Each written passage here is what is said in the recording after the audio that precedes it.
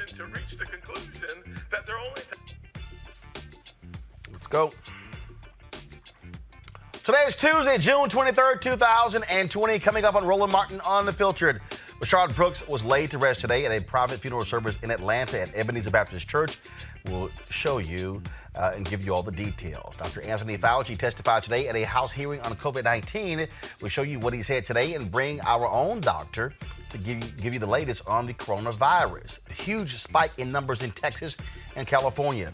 Senate Democrats indicated that they plan to block a police reform bill authored by Senator Tim Scott. Speaking of that, he criticizes the Democrats from the floor of the Senate. Senator Kamala Harris smacks down Texas Senator John Cornyn. Wait until we'll show you that exchange. Also here in Washington, D.C., big police presence today as police narrowed Black Lives Matter Plaza for protesting.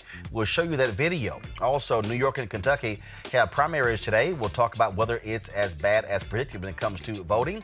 Body cams released by South Carolina police show officers shooting a dead black man who was handcuffed.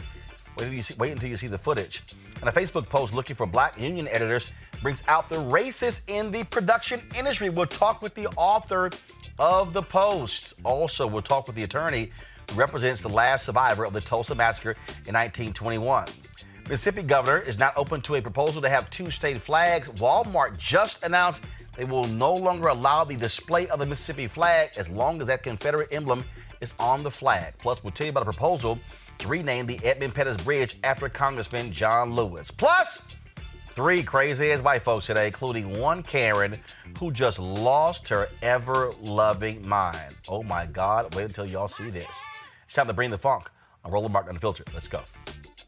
He's got it. Whatever the biz, he's on it. Whatever it is, he's got the scoop, the fact, the find. And when it breaks, he's right on time and it's rolling. Best believe he's knowing. Putting it down from sports to news to politics. With entertainment just for kicks, he's rolling. It's on go, y'all. It's Roland Martin, Rolling with Roland now. He's funk, he's fresh, he's real, the best, you know he's Roland Martin now.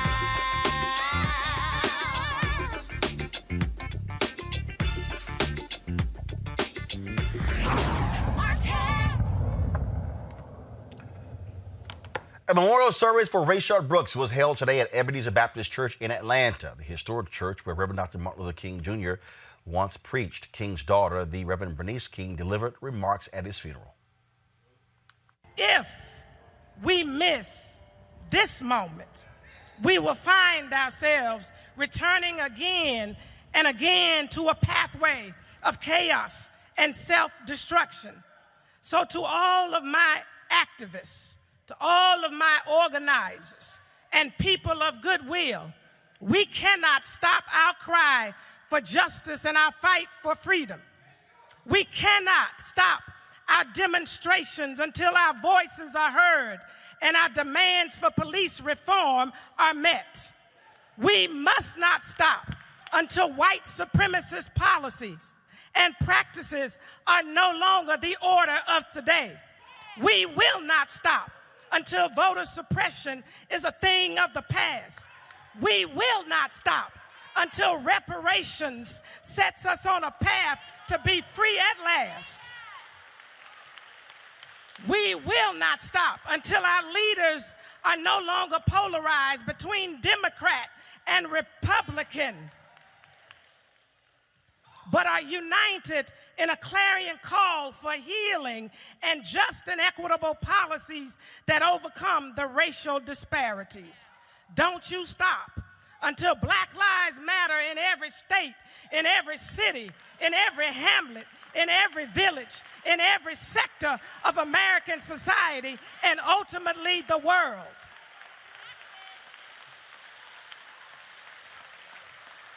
And I close that in honor of Ahmaud Arbery, in honor of Breonna Taylor, in honor of George Floyd, in honor of Rayshard Brooks and countless others. Don't stop until it matters that dignity, justice, and equity are a reality for all black lives. Rayshard Brooks' death will not be in vain, because justice will roll down like waters and righteousness like a mighty stream. The private funeral took place with 350 family members in the pews, all wearing white. Many wore masks to prevent the spread of COVID-19. Friends and a cousin also spoke between video tributes. The eulogy was delivered by Senior Pastor Reverend Raphael Warnock. Folks, speaking of coronavirus, Dr. Anthony Fauci testified before a House hearing on COVID-19 response today and said he is opposed to what Donald Trump says about testing. Here's some of his testimony. However, in other areas of the country, we're now seeing a disturbing surge of infections that looks like it's a combination. But one of the things is an increase in community spread. And that's something that I'm really quite concerned about that. And you know that this has been something that's been in the press over the past couple of days, where we were going down from 30,000 to 25 to 20. And now we sort of stayed about flat. And now we're going up. A couple of days ago, there were 30,000 new infections. That's very troublesome to me. The way you address that, and I've said this over and over again, is you have to have the manpower, the system, the testing to identify, isolate, and contact trace in an effective way so that when you see those increases, you can understand where they're coming from and you can do something about them. Right now, the next couple of weeks are going to be critical in our ability to address those surgings that we're seeing in Florida, in Texas, in Arizona, and in other states. They're not the only ones that are having a difficulty. Bottom line, Mr. Chairman, it's a mixed bag. Some good and some now we have a problem with. All right, now I'm going to have to ask about the president because you talked about testing and how important it is. And Admiral Giroir and I know how important it is. At his rally over the weekend, the president said, and I quote, "When you do testing to that extent, you're going to find more people, you're going to find more cases. So I said to my people, slow the testing down, please," unquote. And this morning he said he meant this. So Dr. Fauci, do you agree with that? Does it make sense that to safely open our economy, we should be limiting the number of tests rather than ensuring that anyone who needs a test can get one? And you don't have to mention the president, I did, but tell us about the testing. And So I, as a member of the task force, your microphone is on. I, as a member of the task force, and my colleagues on the task force, to my knowledge, I know for sure, but to my knowledge, none of us have ever been told to slow down on testing. That just is a fact. In fact, we will be doing more testing, as you've heard from Admiral Giroir, not only testing to specifically identify people in the identify, isolate, and contact trace, but also much more surveillance if you want to get your arms around and understand exactly what's going on in community spread. So it's the opposite. We're going to be doing more testing, not less. Now, of course, when you said they made the point about, well, what did Trump say earlier? Well, this is what this nut said outside of the White House today. Listen.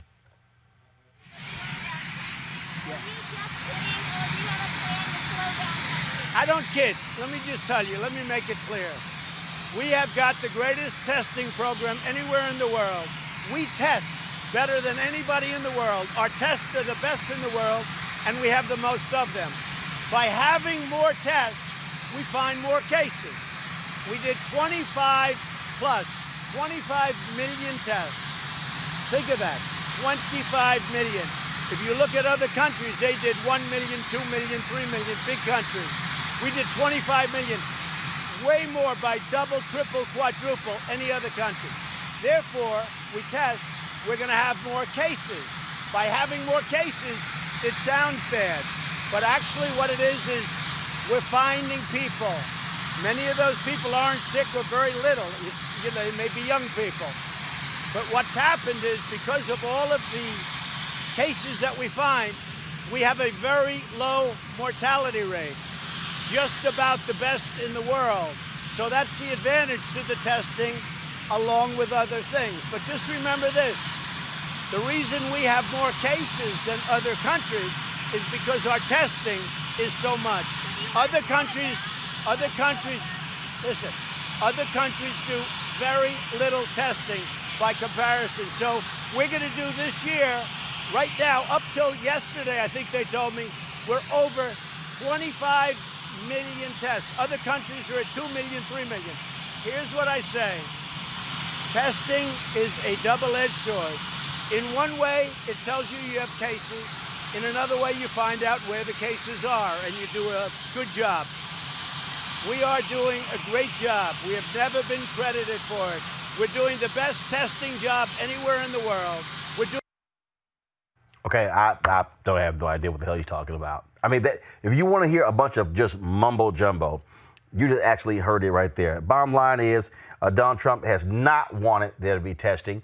We're seeing spikes in Texas, in California, record highs. And not only that, what you're seeing, you're also seeing folks sitting here now. The governor of Texas is now alarmed by the rising. Dude, what do you think was going to happen when you reopen a state? The Never Trump was at Project Lincoln, the Lincoln Project. They've been real quick to hit Donald Trump. Here's their latest ad. Most deceptive, lying president in history finally told the truth. Somehow, it was more shocking than all his deceptions. When you do testing to that extent, you're going to find more people, you're going to find more cases. So I said to my people, slow the testing down, please. Slow the testing down? Slow down our chance to save tens of thousands of lives. Slow down our understanding of where COVID is and how it's spreading. Slow down the steps to reopen the economy. Every single expert told him to test more and test faster. And now we know his response. Slow the testing down, please. That's why this November, more than ever, the choice is clear. It's America or Trump. That is not hard to figure out at all, folks. We're going to go to, let me break the numbers down here. As of today, according to the CDC, 2,302,288 cases of COVID-19.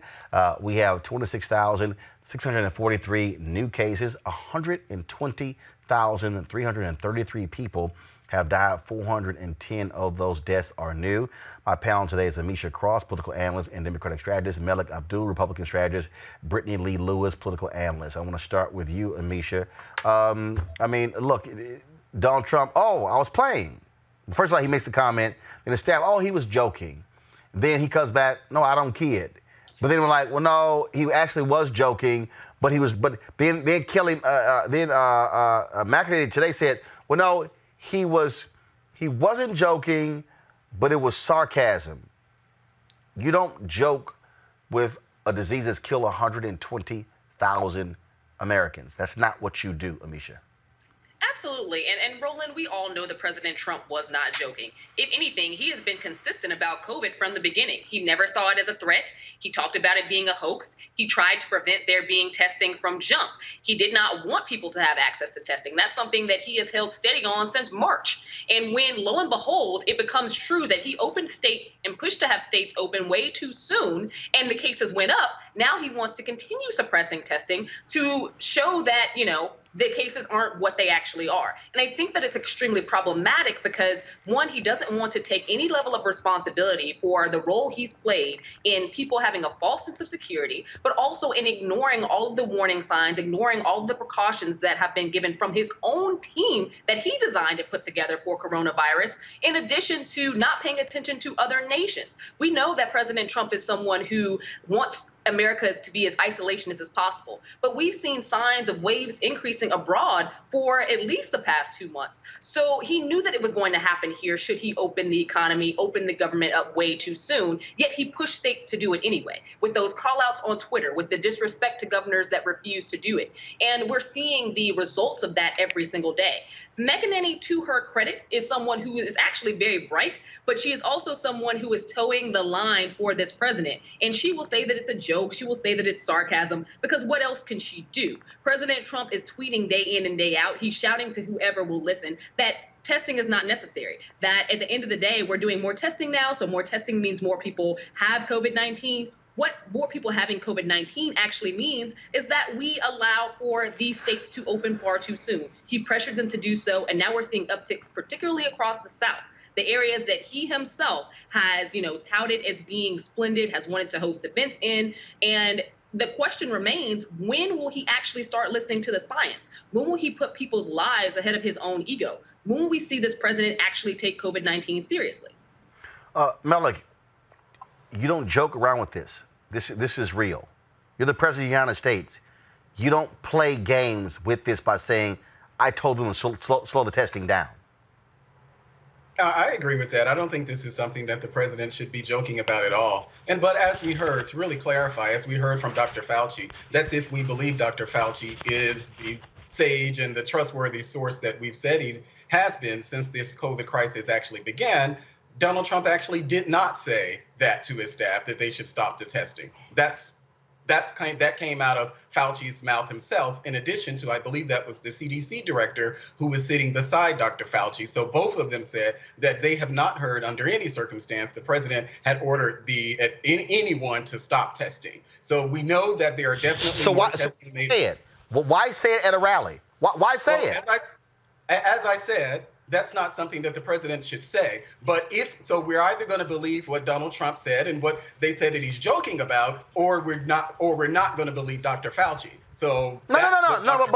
But if you're the president, why do you even say it? I mean, doesn't that speak to, again, somebody who is not fit for the job, that you would stand at a rally and would literally joke about? You don't even play with that stuff. 120,000 are dead. Well, you're arguing with yourself. I said at the beginning that it's not something that Donald Trump should have said. So you going back to it doesn't change anything that I said about it. What Dr. Fauci I'm going back to it because, again, here's the problem. The problem is that you didn't get the answer that you wanted to get. Malik, you're wrong. Of course you did. No, Malik, you're wrong. Here's the situation we're in. I'm not wrong. Excuse me. Hold on. That he should have said. This is the problem that we're. Hold on. Agreeing with you? Hold on. Malik, stop. Well, I'm just wondering, am I wrong agreeing with you? Malik, stop. This is the problem. Malik, stop. This is the problem. Roland, this is the problem. Okay. What you said, here's the deal. Here's the deal. Here's the deal, Brittany. This is the deal. Of course. We're living in an age of trust. We're living in a situation where there are people who believe that this is a hoax. You have people out here who are saying, oh, no need to wear a mask. What's the big deal here? You see what's happening in Texas.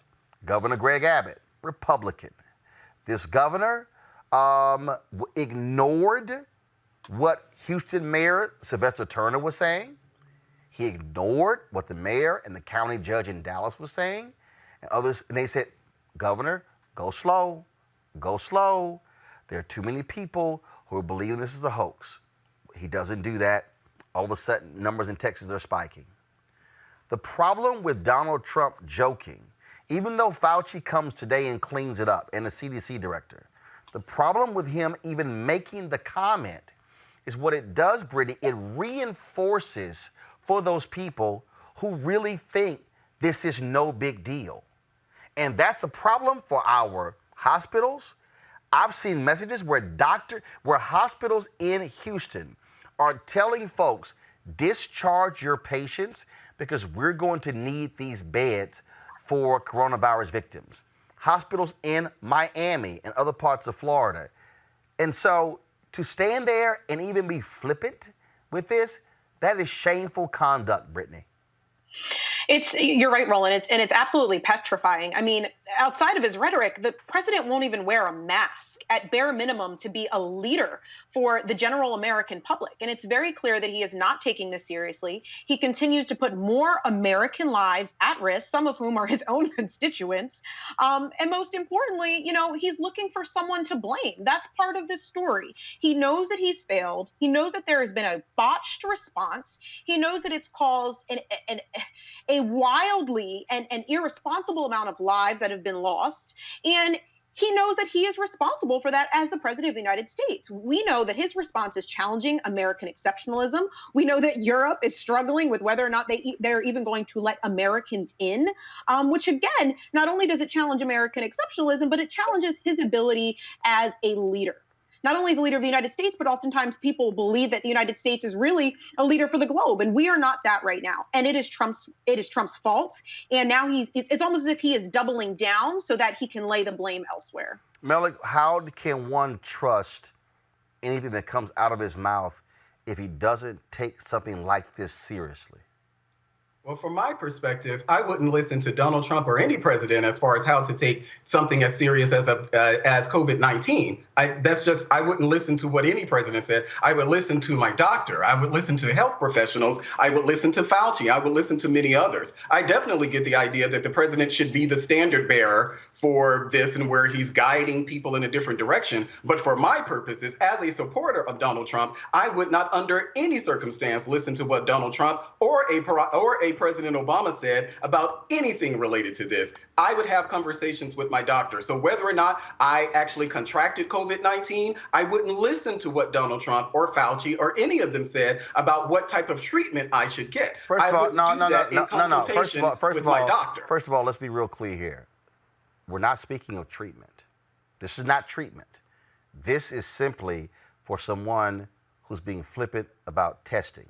See, Amisha, that's the little word salad right here. Oh, listen to your doctor about. I'm talking to Amisha. Actually, first of all, you answered it, and so I'm moving on to Amisha. Amisha, see, here's the deal here. We're not even talking about treatment. We're not saying take hydrochloroquine. We're not saying, drink a lot of water. No, this is simply something as so basic as should we be testing? And then to say, well, the more we test, there are more cases. Yes, which is what people were telling you 3 months ago, that had we done massive testing, we would have a much better understanding of how significant this virus is. When you have folks like D.L. Hughley and his son both test positive for COVID-19, yet they're asymptomatic, here we are almost at the end of June going into July, and we still don't have a real strong understanding of how pervasive this is in American cities, because we had someone who has yet to truly take this seriously. That is the problem, Amisha. No, you're absolutely correct. The problem from jump was this president lacking an understanding of or respect for the science, for those medical professionals who were telling him to act otherwise. What we have seen is President Trump continually deny the fact that more testing needed to happen. More testing needed to happen back in March, early April. What we've seen is that testing does matter.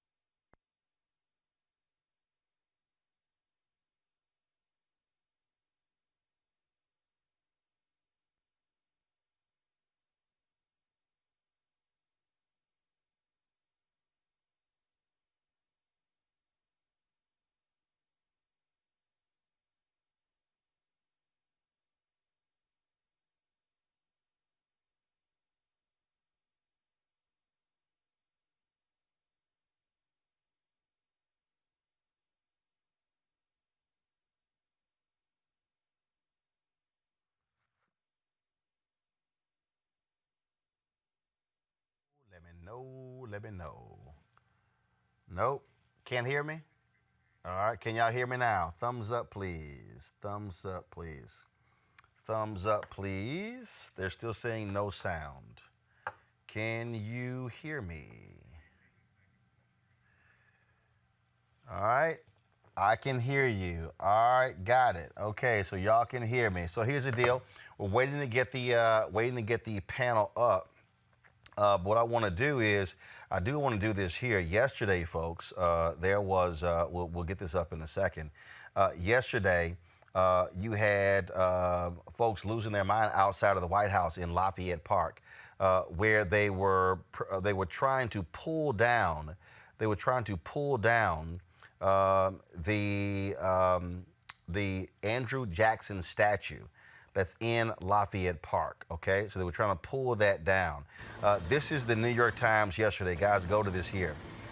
They brought in a helicopter flying around as they were trying to pull that particular statue down. You see that right there.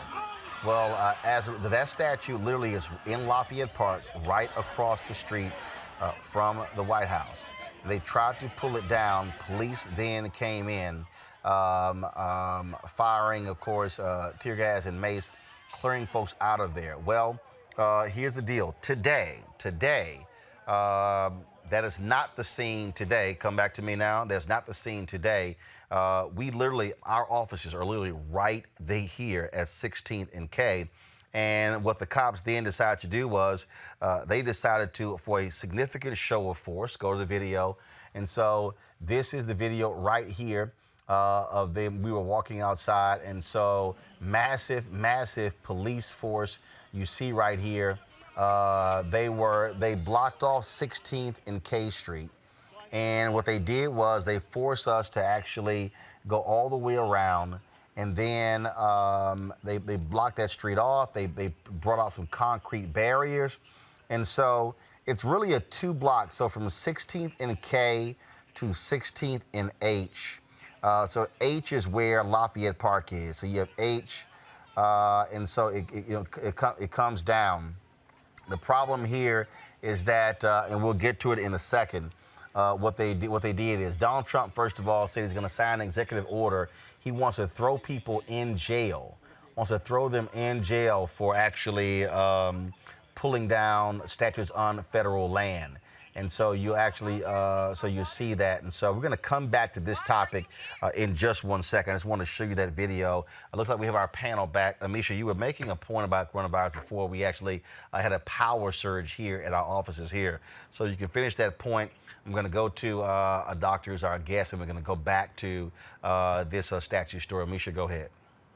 Absolutely. I was saying that what Trump has done from the beginning was to dismantle the testing process. He made it harder for people to get them. He also never really wanted to showcase how many people had COVID-19 or where the spread was occurring. And the more you test, the more we would find out that information. For a president who has gone and created a mission for himself and his administration to show that COVID-19 is not really affecting America at the rates that it is, that he has it under control, it didn't help that narrative to actually have these tests be available and for people to readily take them. So there's an access issue. There remains an access issue. And there's also a point for him to continue to try to ignore the fact that COVID-19 is spreading and the fact that it exists in a lot of the states where he acted like it did not.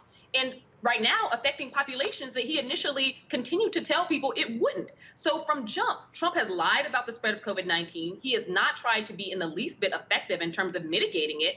And he has continually gone about ignoring the science. And what we're seeing right now is that everything that he has done has actually made the spread worse. It has made people have a false sense of security, not only about wearing masks, but also about, returning back to their daily activities, returning back to that normal before they actually would be able to healthily do so. And we're seeing our nation be crippled because of it. Malik, early on, when there were people who were on cruise ships, Donald Trump did not want them to be taken off because he said that's going to cause an increase in the number of cases. Well, that's actually what happens. And so what you have here is somebody who is not wanted to be very truthful with the American public on the situation in terms of where we are when it comes to our numbers. And so it makes no sense whatsoever to be fighting testing or not wanting to properly account for people. In order, any infectious disease expert will tell you, you need to be able to have much more widespread testing to understand the depths of this virus, to then know how you are to proceed.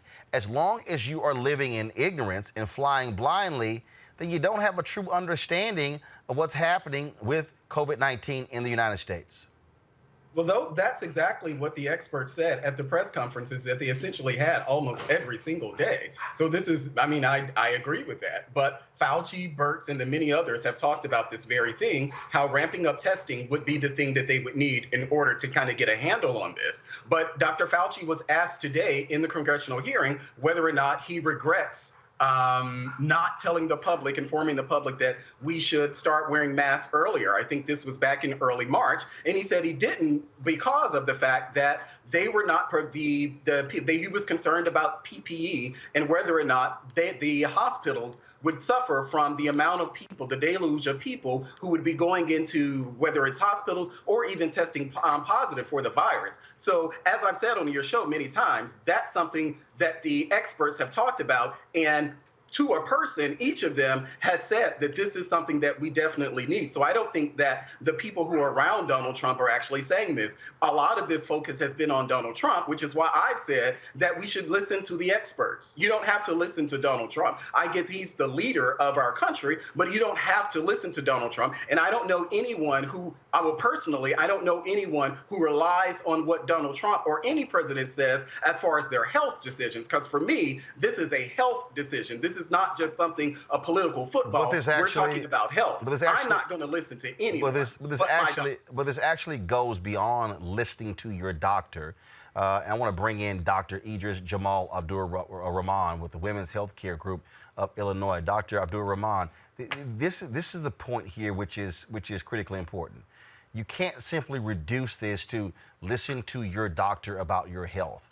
Because when you're talking about this coronavirus epidemic, you have one hand, you heard Melick talk about PPE. Well, that's where Donald Trump and the federal government plays a role, because you need to be able to properly look at in terms of what do we have in terms of available PPE.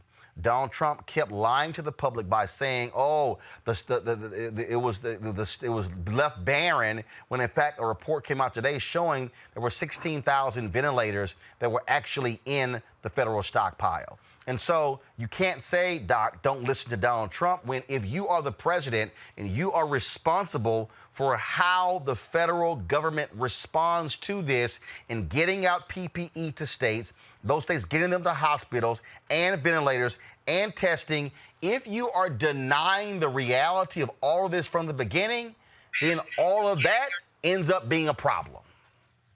Absolutely. And this is the thing, what people don't understand, when COVID first hit the scene, it's called the novel coronavirus for a reason. It's novel. We don't know much about it. But you know, being on the front line was frightening. Yes, as a physician, as a healthcare provider, I know kind of what to do. Again, it's novel, so we don't know everything. But you need support. No one person can do this alone. And that support has to come from on high. We literally, we were in the hospital with COVID-positive patients wearing ponchos from Six Flags. They were kind enough to donate it. Thank you very much, Six Flags. But that was not proper PPE. We were wearing the same N95 masks for months. That, again, is not proper PPE. That is not the proper way to wear PPE. We did not have the guidance that we needed from the top. And without that, no matter what you do or don't know, if you don't have the materials that you need, if you don't have the equipment that you need, you cannot take proper care of patients and you cannot take care of yourself. And I think that is the fallacy in saying that, you know, don't listen to the president, listen to your doctor. That's true, of course, listen to your doctor. But being real, you're going to be in the room with your doctor for 5 minutes, maybe 10 minutes, whereas the president has that bully pulpit. He's going to be on Twitter. He's going to be on the news saying the nonsense that he says 24/7. And so the discussions I have with patients are discussions I shouldn't even have. We should all come with an understanding that this is a virus, this is highly contagious, this is dangerous. We should all be there, and then we can move from that on to what we need to do. But when your first discussion with the patient is, does this really exist? Is this a hoax? Is this something that is being created? You don't really have the time that you need to actually take proper care of that patient when their knowledge base is starting so far behind. So yeah, absolutely. The president is a president. He's not a doctor. But the president is somebody that sets the tone. And we would hope he would be somebody who would be getting information from doctors, listening to that information, and then passing it along to the American people, because he can reach way more people than any one physician can. And when you also are talking about when you have someone who openly has disdain for masks, who will tell journalists, hey, take it off, don't worry about the person next to you is not concerned about it. You're going, okay, you do know that's the one thing that we're not supposed to be doing. And again, Doc, surely it has to anger you to see him at a rally being flippant about a virus that has killed 120,000 people. You know, I have to tell you, Roland, there were so many days when I was almost in tears, because it is truly like a tale of two Americas. Like, there are people that seem to think that this does not really exist, or it's not as bad as you think it is. I'm telling you, in my hospital, I'm in the northern suburbs of Chicago, we have an ICU that has 26 or 30 beds.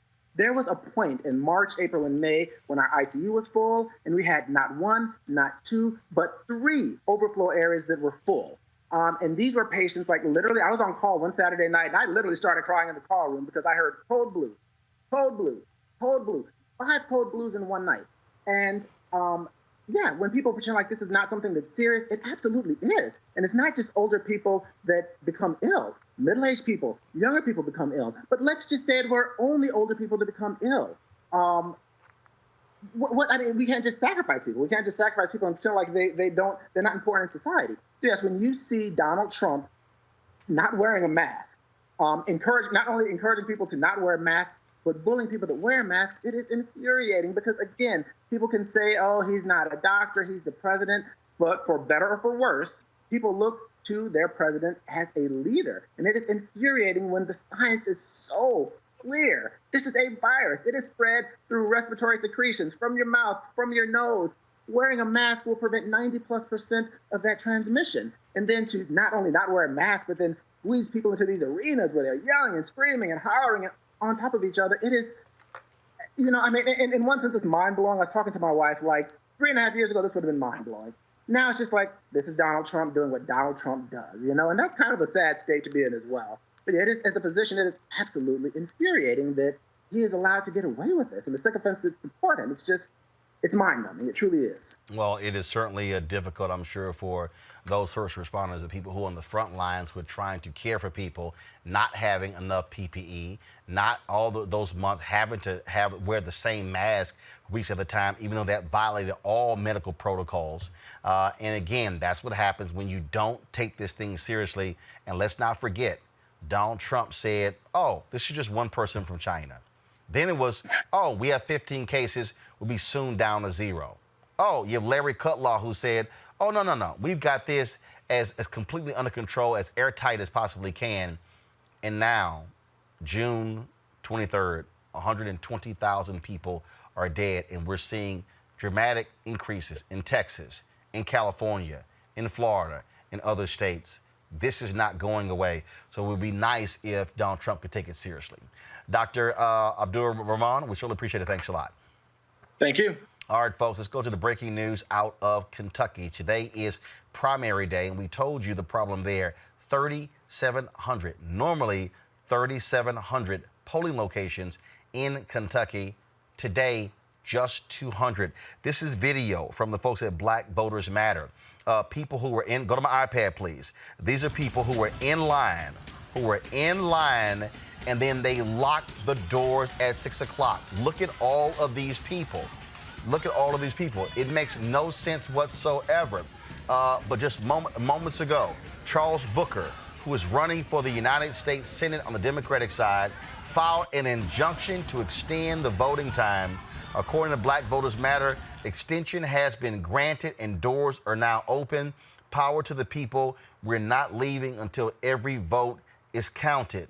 How in the hell, Melik, can you have a state knowing full well you're going from 3,700 polling locations down to 200, would then say, yeah, close the doors at 6 o'clock when all of these people literally are standing in line? What the hell is with people in Kentucky? I don't agree with closing the door at all. But what I do know that this is also something similar to what we saw in Georgia and here in D.C., where in the ward where I live, I think we typically have about 20 or so precincts. Well, 3 were open. 3. And so there were people who were voting on election day here, June 2nd, I believe it was. But Melik, how many? You said, hold up. You said 3? 3. Follow me here. That was 3 in your precinct, right? No, in my ward. I'm sorry, in your ward. Here's the problem here. There is 1 in the entire county. They would have loved to have 3. You said 3 in 1 ward. In Louisville, 1 polling location for more than 660,000 people in the entire county. Absolutely, that's a problem. But again, my point is, and this is something that I said on your show before, is that I think it was the Bipartisan Justice Center came out with a study talking about the difficulty with this mail-in voting system. I believe in Kentucky, they actually still had mail-in voting, but just as we saw here in D.C., yes, there were definitely mail-in voting.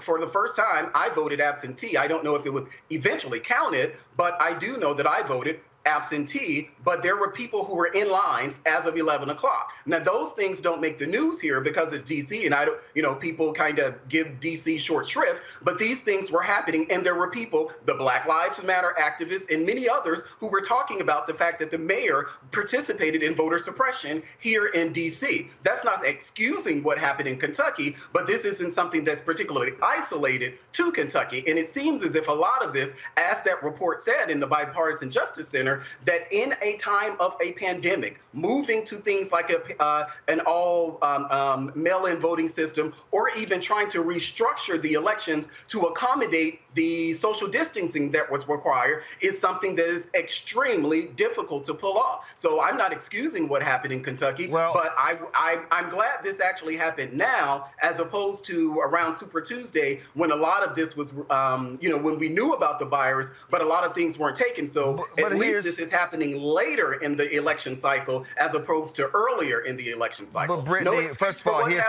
here's more video here. Brittany, here's the problem, though. The problem, though, is that you have, for the most part, you have Republicans who are fighting expanding mail-in balloting across the country. We saw what happened in Wisconsin, where they absolutely fought that. Now, what we also seeing, due to this injunction, I'm going to, in a second, they actually, here's actually a video of people actually being the doors open. They extended it to 6:30. Thank goodness here. But it makes no sense. You have a Republican Secretary of State. You have a Democratic governor. And if you know you're going to have fewer polling locations, don't you think it makes sense if you're the state to go to court before Election Day and say, we need to extend this because we know we're not going to be able to handle the people turning out by normal polling hours?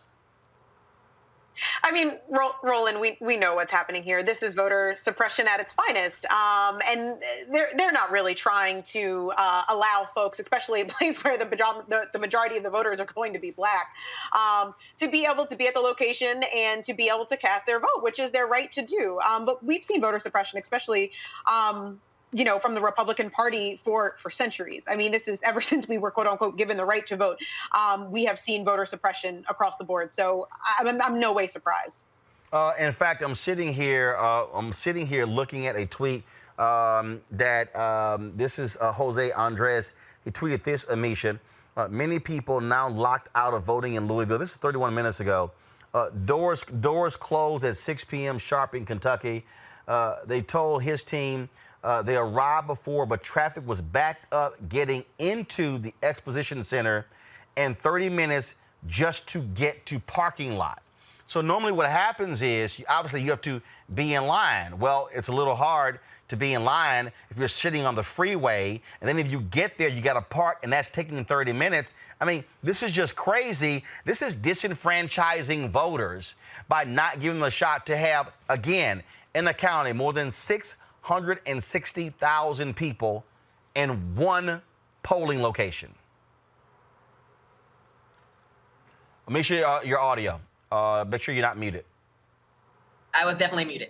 It was saying that you're absolutely right, Roland. This is disenfranchisement on steroids. We saw a precursor of it in Georgia, and we're seeing it happen all over again in Kentucky. I pray that we'll have a lot of this figured out before November, but honestly, I don't believe that we will. We have an administration that is fighting tooth and nail against mail-in ballots because Trump does not want African Americans to use their voices at the ballot box in November because he knows it won't work in his favor. And when you see something like this in Kentucky, where the majority of people who are being disenfranchised are Black people, and the acknowledgement has to be that they knew that this election process was coming. The state, the officials that were in charge of this should have made it very easy for people to have access. The point is to make voting easy, not to make it more difficult. Shutting down polling places eradicates the right to vote for those who are trying to make this happen for them. There are people who are holding this primary near and dear, individuals who recognize just how important this election cycle is and want their voices heard. When you only have a small portion of places that you can go in an entire county, that is a problem, because not only are there traffic issues, there's also these folks are in line for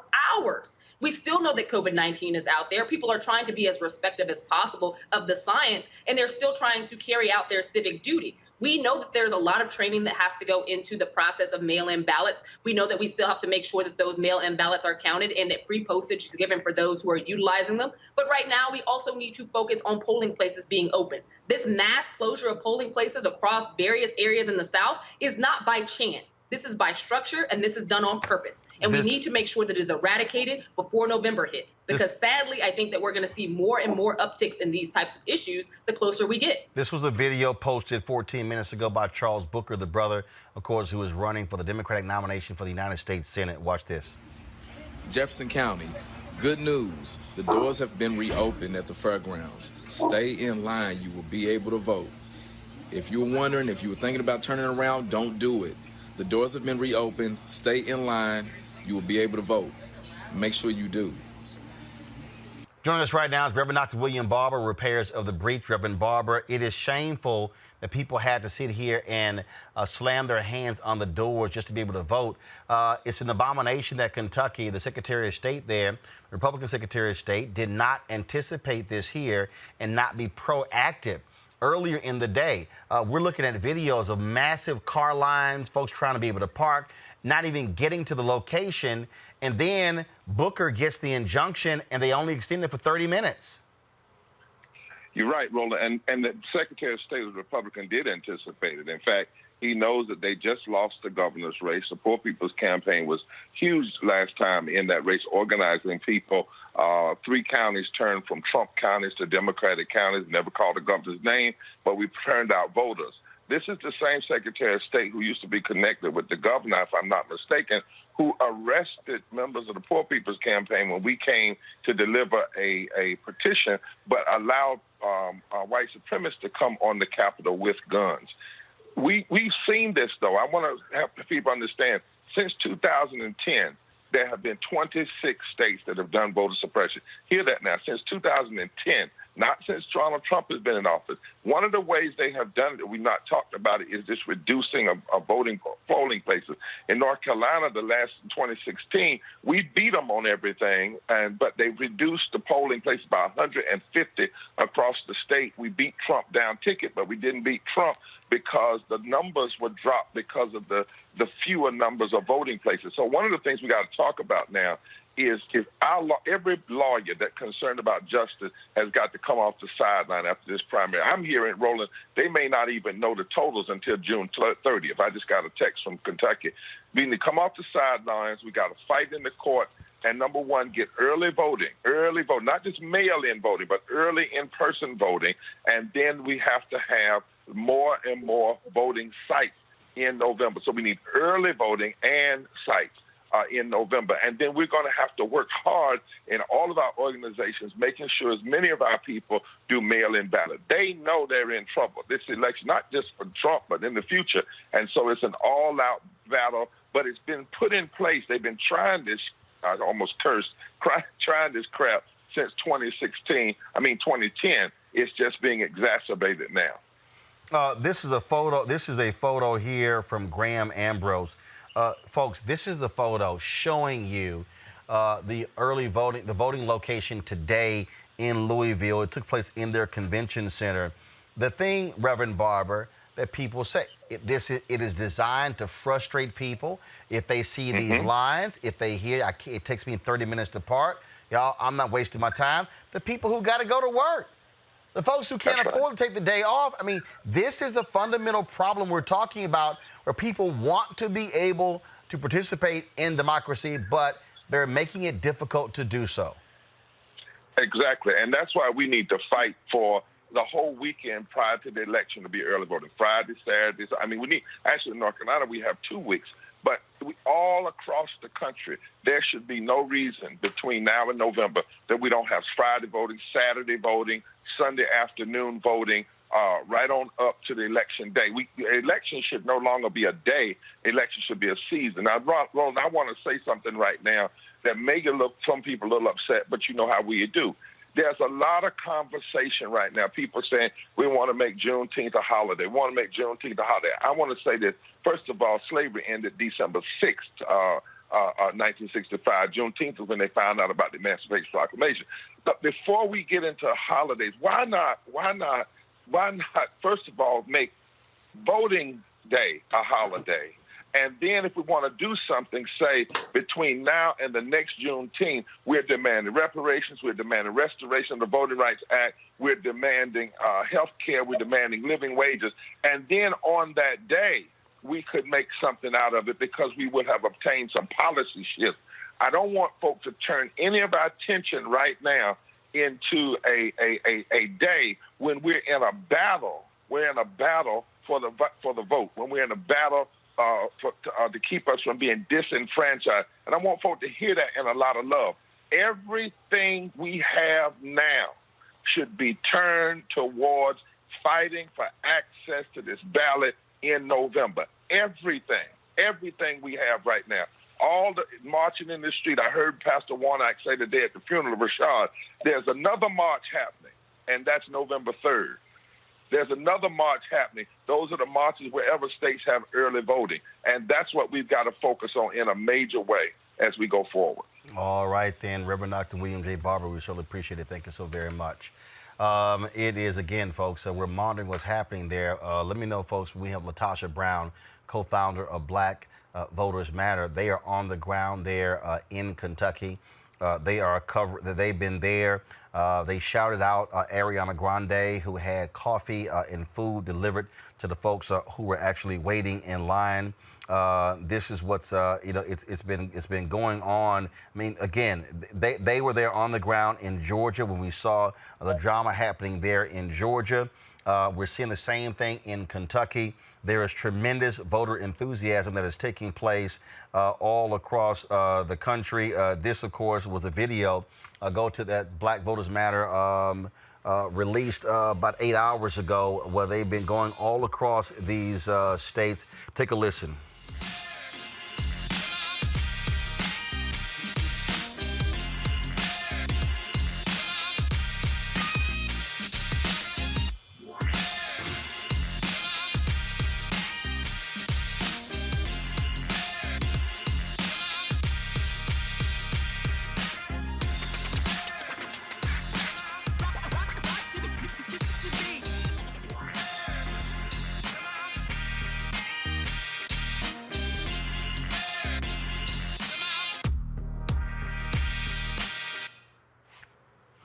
Do we have Latasha, folks? All right, folks, we're trying to get her online there. Melik, right now, sitting on, is she ready? All right, Latasha, let's go. Latasha Brown, you there? I'm here. How are you? Great. Y'all are there in Kentucky. We have been showing some of the videos, massive lines there. People wanting to vote, but again, closing the doors, and Charles Booker had to go to court to get an injunction just to allow people to keep voting. It was like amazing. The thing that I am, on one hand is frustrating because why do people have to go through that? It was hundreds of people still in line, and they closed the vote. They closed the doors, locked the doors at 6 o'clock with hundreds of people that were in line and that were upset. And so maybe probably about 5 minutes later, they announced that he had won his injunction, and people were celebrating. Folks were literally like running into the polls. When you've got that kind of enthusiasm in a country that only 45%, that less than 50% of the people actually consistently vote, why would you want to discourage that? And so what happened, was really a beautiful thing. I talked to a lot of people. We've been talking to people all day. The thing that does give me hope is that Black folk are determined, y'all. Like, at the end of the day, Black people in Louisville were not going to let this turn them around. Like, there were all kind of problems that we ran into even early this morning when we went to, when Cliff and I and our team, we arrived at the Birmingham Urban League. Time we walk in, there's a brother named Mr. Mustafa, who brought a letter. He came over to vote and had a letter that he received today at 9 this morning in the mail that said he couldn't vote because he had switched parties. And as if he had voted Republican before and now he was voting Democrat. What we heard from him was that there were several other people that don't know where that letter came from. We even got a copy of the letter. We got a copy of the letter. And so ultimately, while on some ways, it was interesting, it was far more organized than what we saw in Georgia. It was in terms of the process to voting, but there were all other kind of dynamics that really led to voter suppression as well. That one, having it at one place, I think was confusing to people. And this at this fairground, you got to have a car. You have to have transportation. There are buses, so you were able to ride a free bus. But it just creates these additional barriers for our people. But what I can tell y'all is that Black voters know they matter, because they were out here. They were literally calling their people. We had a DJ. We had. We're grateful that Ariana Grande actually sponsored some food trucks. Collector Pack was on the scene and helped coordinate. The National Urban League, NAACP Youth, Black Lives Matter. Like, it was such a beautiful coordinated effort by grassroots and Black-led organizations to make sure that our people did not have a traumatic experience, but in fact that we literally took this as a moment to spread a little love and build some power. And obviously this is important. Look, you got Charles Booker. Polls were showing that he went up almost 8 points against Amy McGrath, and her internal polls were showing that she was up. He knows in order for him to beat her, well-financed, being backed by Democrats in D.C., he needed every single vote possible, and Louisville is a critical place for his turnout. Louisville is a critical place. 50% of the African-American population for the state of Kentucky live in Louisville. And so he has to have Louisville to win. What I will say is all the voters that we talked to were literally excited about voting today. I mean, they were determined. People were like, I'm going to that poll. I'm going to get in that line. Whatever I got to do, I'm going to vote. People were not discouraged. They were very focused. A lot of people we talked to talked about Breonna Taylor, that they're saying this ain't over, that ultimately there is no justice, that just because he's been fired until that there are some charges filed, that people are not going to stop organizing, stop protesting. And so I do think that there was a lot of energy around that Black Lives Matter and others that are literally been organizing around the senseless murder of Sister Breonna Taylor. That also was a driving force. But the beautiful thing that I saw today is how driven Black folks were, how determined and driven. The challenging thing is, why do we have to keep going through this?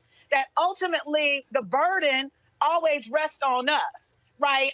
It doesn't matter how inconvenient they make it. It doesn't matter how all of these other little tricks that we see that are voter suppression. We continue to see that. We still in the South, and we still saw that, and there were people who believe that maybe the establishment actually was also that part of it, because part of this whole process was a joint kind of effort between the Democratic governor and a Republican Secretary of State. What's really interesting is there was a bipartisan lawsuit that was filed to have an injunction for there not to be one polling site. They lost that in court. However, I am so glad that Charles Booker continued to fight. Because he continued to fight, there were hundreds of voters who were able to cast their vote, right? But it's almost every step along the way. We have to fight every step along the way. The good news is when we fight, we win.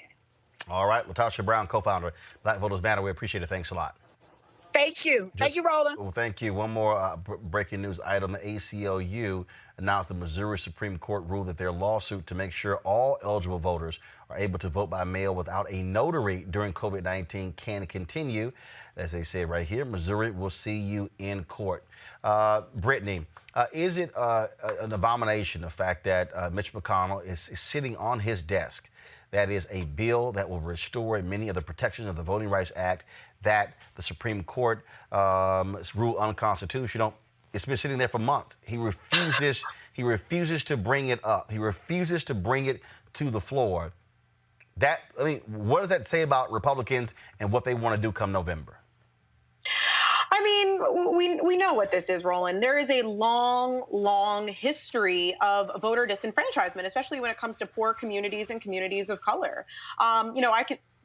Even if we look at like the record voting turnout that we had in 2008, right after that, more than 30 states introduced the voter suppression legislation. So, this is a long history. I am in no way surprised whatsoever. We dealt with this when it came to the 15th Amendment, and we saw the rise of the literacy tests, the poll taxes. And then, of course, again, things that have happened after Barack Obama was elected, and of course, like you said, with the bill that's sitting on Mitch McConnell's desk. This is the name of the game. It's the changing same, if you will. They have no intention on allowing us to vote fairly or equally because they know that's going to change the outcome and that they are not going to continue to be elected. So I am in no way surprised.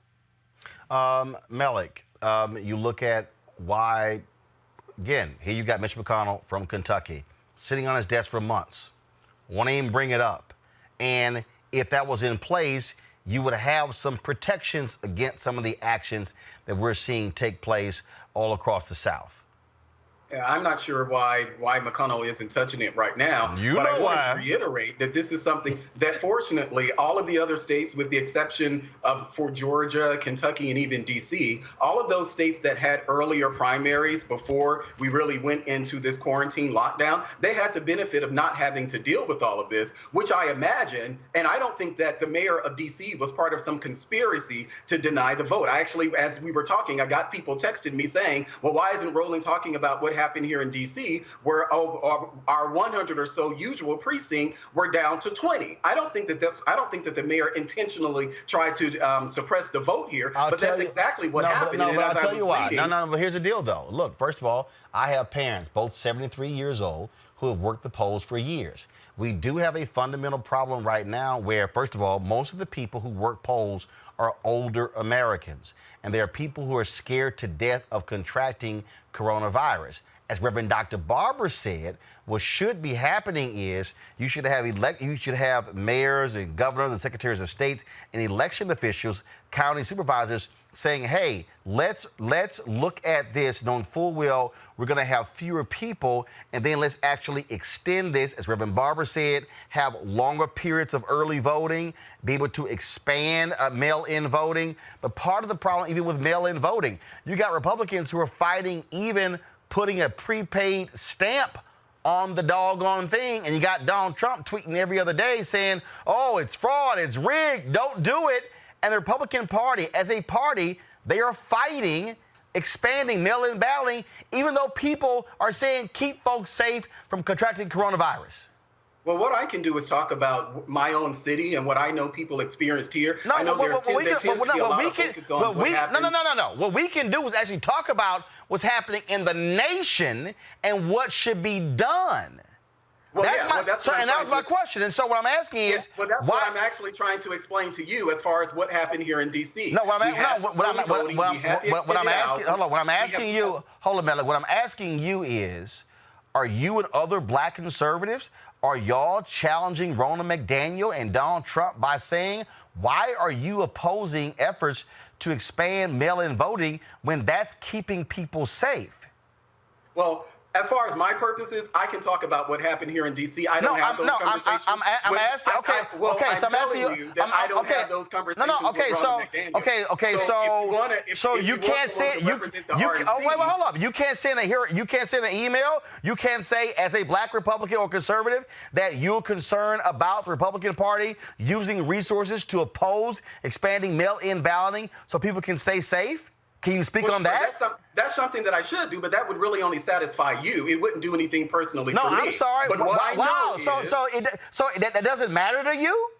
Well, sure, those things matter, but it also matters what happened here in the city where I live. So hold on, I'm trying to understand. It doesn't. So well, you're not allowing me to say anything, so Roland. why can't you? So why would you be opposed to even saying? Or how about you calling other black conservatives and say, why don't we speak as a group and say to the RNC, stop fighting expanding mail-in balloting because we should be giving people access to the ballot to keep them healthy?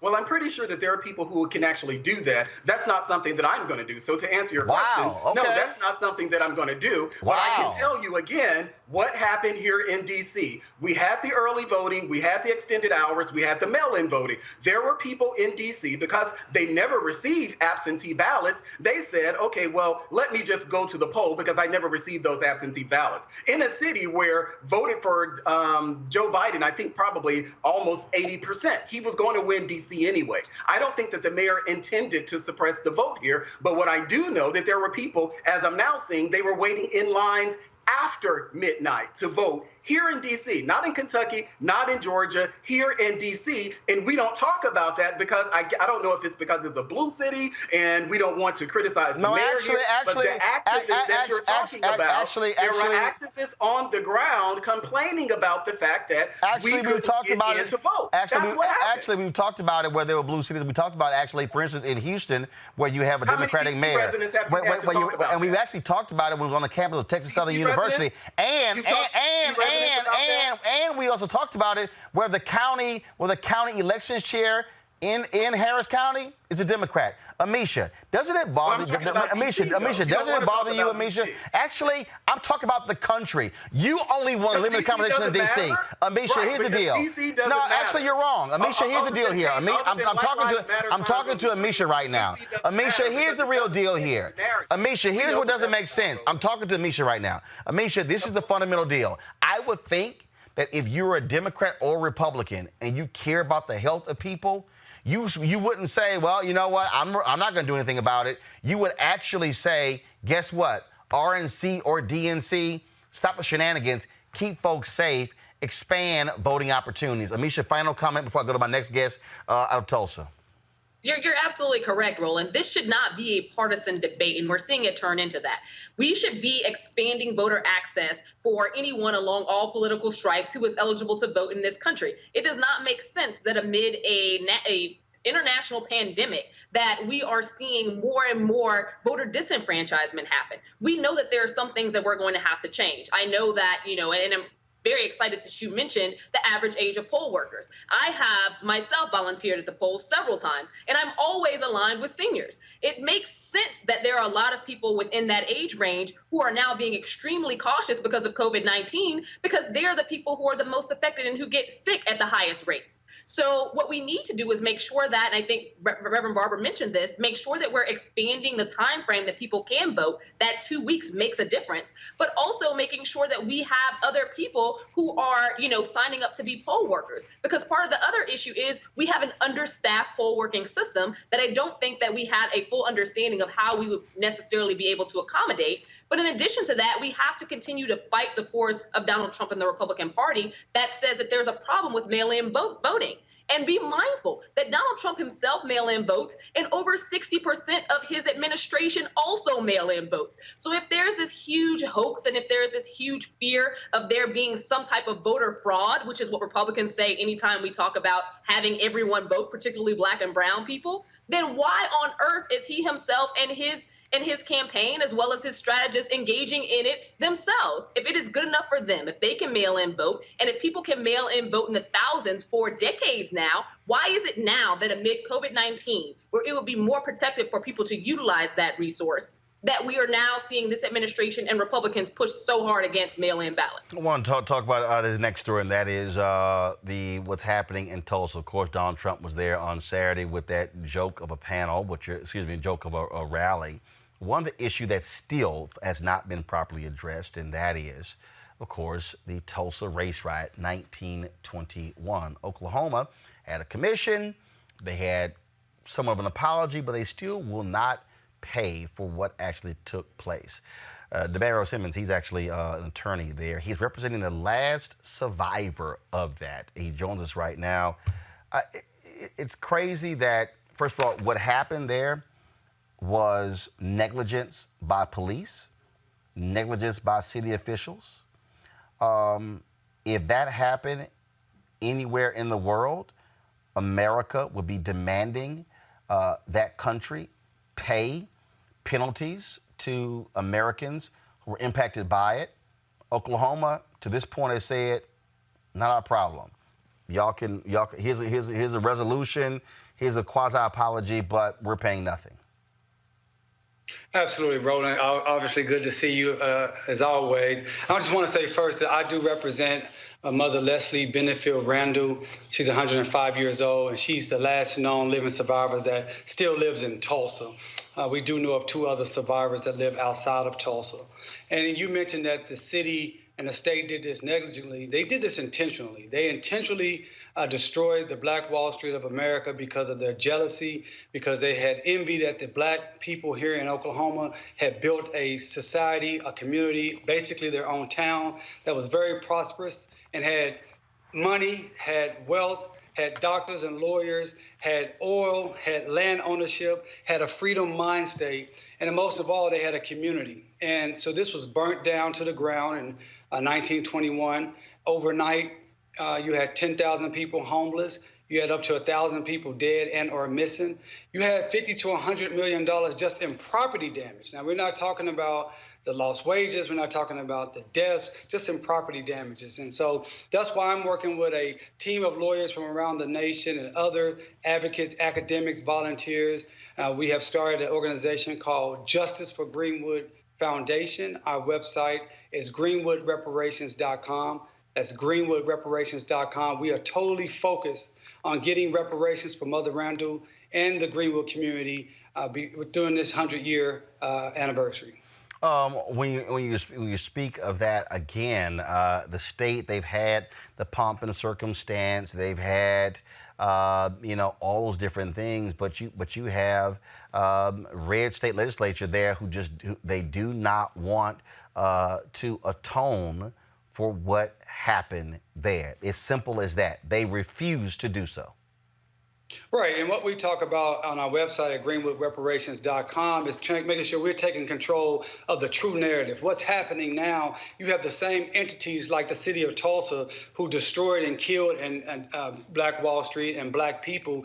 They're now trying to utilize and leverage the story of the massacre and Black Wall Street for their own gain. So at the same time, our mayor, G.T. Bynum, refuses to even discuss reparations. He says it's too divisive. This is the same mayor who rolled out the red carpet for the Trump rally to come in. But he says if you talk about the reparations, it's too divisive. But the city is trying to benefit and utilize the history of Greenwood to cover up their gentrification of the area, what we call glorified gentrification. Because what we know since 1921, there's been a continual massacre of the Black people here in Tulsa, Oklahoma. And we think it's so important that we connect with people from all across this nation. One aspect of our campaign at greenwoodreparations.com is to find other survivors and descendants in what we call the Greenwood diaspora. Greenwood folks were dispersed throughout this country, throughout this world, and we want to find them and we want to learn their story and how the massacre of 1921 impeded and interfered with their lives over the last 99 years. All right, then, DeMario, we surely, man, appreciate it. Thanks so very much. Appreciate it, man. I appreciate you always supporting us, and please send your viewers to greenwoodreparations.com. All right, we'll do. Thanks so much. Thank you, buddy. Got to go to a break. We come back. We're going to talk Mississippi flag. It's a football player there saying, I'm not playing as long as that flag is flying. Walmart also makes a decision about that state flag as well. Plus, we'll talk about a Hollywood editor who made a call for more Black editors, and white folks lost their mind. He'll join us right here on Roland Martin Unfiltered. Back in a moment. You want to support Roland Martin Unfiltered? Be sure to join our Bring the Funk fan club. Every dollar that you give to us supports our daily digital show. There's only one daily digital show out here that keeps it black and keep it real as Roland Martin Unfiltered. Support the Roland Martin Unfiltered daily digital show by going to RolandMartinUnfiltered.com. Our goal is to get 20,000 of our fans contributing $50 each for the whole year. You can make this possible. RolandMartinUnfiltered.com.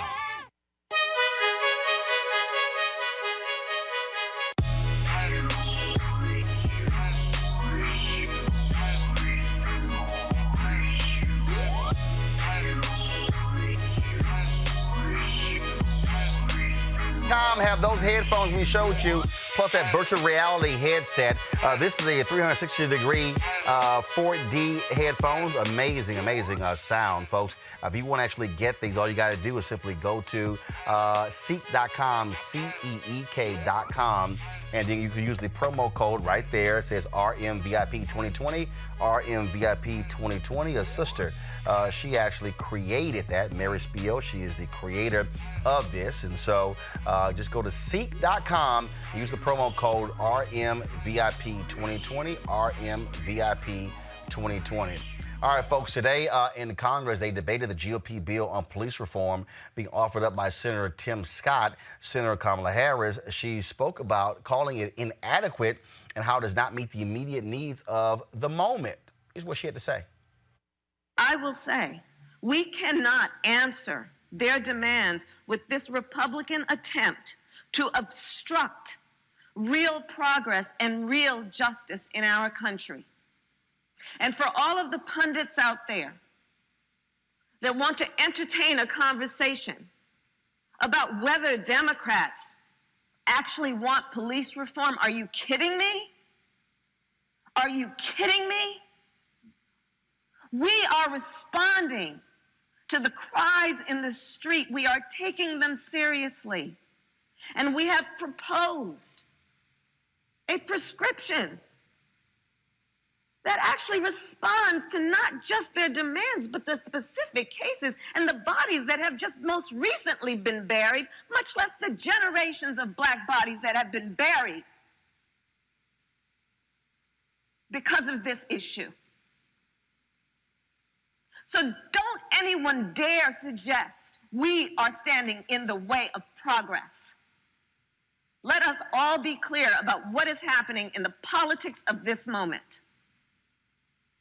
The Republican bill has been thrown out to give lip service to an issue with nothing substantial in it that would actually save or would have saved any of those lives. So let's not be distracted from the task at hand. I intend to vote against a motion to proceed tomorrow. I also intend to vote for a motion to proceed with real reform. I'm not against a motion to proceed. We should proceed. As a former prosecutor, I will also say, we often in the criminal justice system talk about and use this phrase, accountability and consequence. We use it all the time. Accountability and consequence. There must be accountability and consequence. And almost every time that phrase is invoked, it is directed at the person who was arrested. And hardly ever is that phrase directed at the very system itself and the actors in that system. Where is the accountability and consequence when a system fails the people it is designed to protect? Well, that was one particular moment where Senator John Cornyn got his ass handed to him by Senator Kamala Harris. Watch this. Well, Senator Cornyn, you and I both serve, and we are honored to serve on the Senate Judiciary Committee, as does Senator Booker, Senator Durbin. We all serve on the Judiciary Committee. The two Senate authors of this bill serve with you on the Senate Judiciary Committee. As you know, because we've been present together during our most recent hearings, we have asked that there would be a meaningful discussion of the Justice and Policing Act in that committee. None has occurred. So if we're going to talk about process, let us look at all the tools that are available to well-intentioned, well-meaning legislators if the goal is actually to solve and address the issue at hand.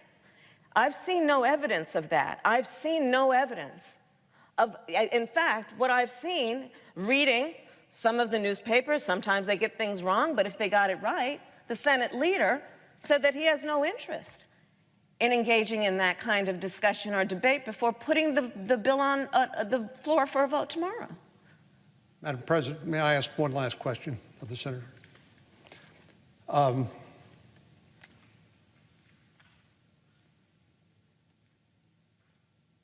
What I'm trying to fathom, Madam President, is why the Senator would rather have these negotiations occur behind closed doors as opposed to here on the floor of the Senate for the American people to see broadcast on television. Don't you think that sort of interaction and debate and negotiation out in front of all 330 million Americans would be beneficial to healing our country and coming to some consensus about what the appropriate reforms should be? Indeed, that is the beauty of the Judiciary Committee. Our meetings are public meetings.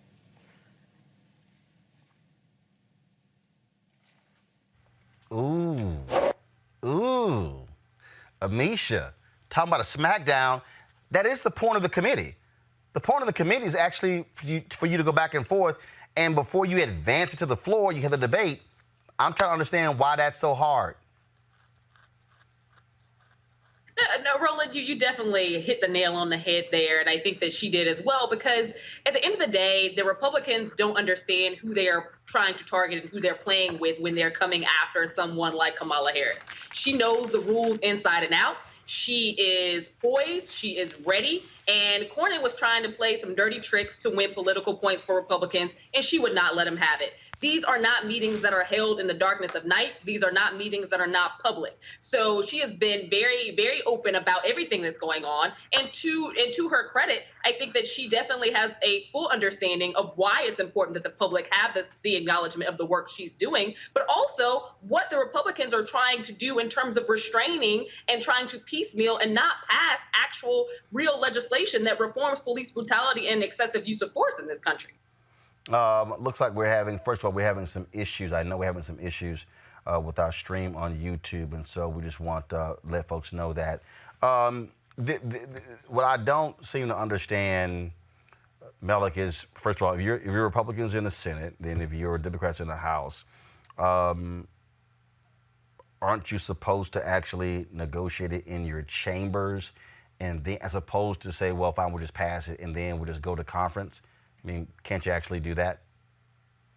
Sure you can. But unfortunately, I didn't get a sense of what it is that the Senator Harris is objecting to about the Republican bill. I'm sitting here looking at a list of things, trying to figure out what is it that the senator would have a problem with. Does she have a problem with the government withholding funding for units without the ban on chokeholds? Does she have a problem with the body cameras that are mentioned there, the database for police records, making federal lynching a crime, making lynching a federal crime? Well, actually, hold on. First of all, you're bringing up. Hold on, but you're bringing up lynching. Malik. You bringing up lynching. She's a co-sponsor of the bill, so she's not objecting to that. Well, she's a co-sponsor. No. You can't say, well, I don't know if she's objecting to that. She's the co-sponsor of the bill. Obviously, she supports that piece of the legislation on lynching. Well, outside of the performance that you just showed us, I don't know what she's objecting to about the bill. Because there are many things in the bill, as they talk about many bipartisan efforts in the bill. So you didn't do any research? There's no funding associated with the tracking. Amisha, go ahead. Yeah, she's also objecting to the tracking, because that tracking piece that's supposed to be there to help to provide accountability for police officers, the federal government is not funding at all. So within that, they used it as a sticker point just to check off a box, but there is no additional funding that is coming out of the Fed to actually support or acknowledge this. And we know that even with the chokehold piece that is there, it only applies if the chokehold is something that the officer believes was necessary. In every case of a chokehold, the officer has said that it was necessary. So she is actually dwelling down and taking apart the pieces that she knows do not work. Brittany, Well, one second. Though. That's what I'm saying. 1 second. In that performance that she gave Okay, us, first of she all, didn't mention any of that. Malik, first of all, in her floor speech, it doesn't cover all those issues. That's why you do the research. She's actually spoken about this on her Twitter. Excuse me. I'm not done. I am not done. No, maybe you produce your own show. If you go to her Twitter feed, you can actually do your own research. Brittany, let me go to you, Brittany. Brittany, let me go to you. Brittany, I'm going to ask you the same question. I'm going to ask you the same. I'm going to ask you the same question, Brittany. I'm going to ask you the same question, Brittany, and that is this here. The reason you have committees is to have the back and forth to offer amendments to actually bolster the bill before it actually goes to the floor. Absolutely. And we know that's why Kamala is fighting the way that she is for these issues. She knows, and Amisha made some excellent points earlier, just talking about the various, points of the bill that are problematic that we know aren't going to actually lead to any real systemic change within the African-American community and their relationship with policing. And I think, the idea that even have these conversations behind closed doors is absolutely ridiculous because we're talking about people's lives at the end of the day. Absolutely. All right, folks. Speaking of lives, Walmart has announced that they will no longer allow the Mississippi flag, the current flag, to be flown in their stores. A decision came down today. Also, University of Mississippi football players announced that he will not play football for Ole Miss as long as that flag with the Confederate emblem is flying on their state flag. Now, the governor of the state, you also had some people we're talking about possibly having two flags. He rejected that, saying that makes no sense. He tweeted over the weekend. Over the weekend, there has been a proposal floating among some in the legislature to create a second Mississippi flag. He said, let's call it the separate but equal flag option. While well-intentioned, I'm sure it does not meet the threshold. Any similar plan would accomplish the exact opposite of our stated goal. It would actually divide our state more. You have more. The SEC also announced they will not allow any championships to actually take place in Mississippi as long as that particular flag is flying. Malik, you're from there. It's time for the Confederate flag to go. As I've said on your show many times, the whole issue of the Confederate flag is not something that particularly bothers me. If the state decides to take the flag down, I will have absolutely no problem with it. But the notion of the Confederate flag flying in Mississippi is not something that truly concerns me. As I've said on your show many times before, I would like that type of interest paid to the people who actually not fought in the Civil War trying to maintain the system of slavery. I would like that attention paid to people who actually participated in that system. So, for instance, George Washington, Thomas Jefferson, and many others, even in the city of Washington, D.C., our flag is based on the flag of George Washington's actual grandfather, someone who owned slaves. So for me, it's kind of like, okay. And if the gentleman decides that he no longer wants to play football in a state that he grew up in, knowing the flag's history, accepting that scholarship to Mississippi, to Ole Miss, or a Mississippi State, if that's something that he wants to do, fine, transfer it to another school if he can. But I'm not impressed by the fact that he says that he no longer wants to play for a school in a state that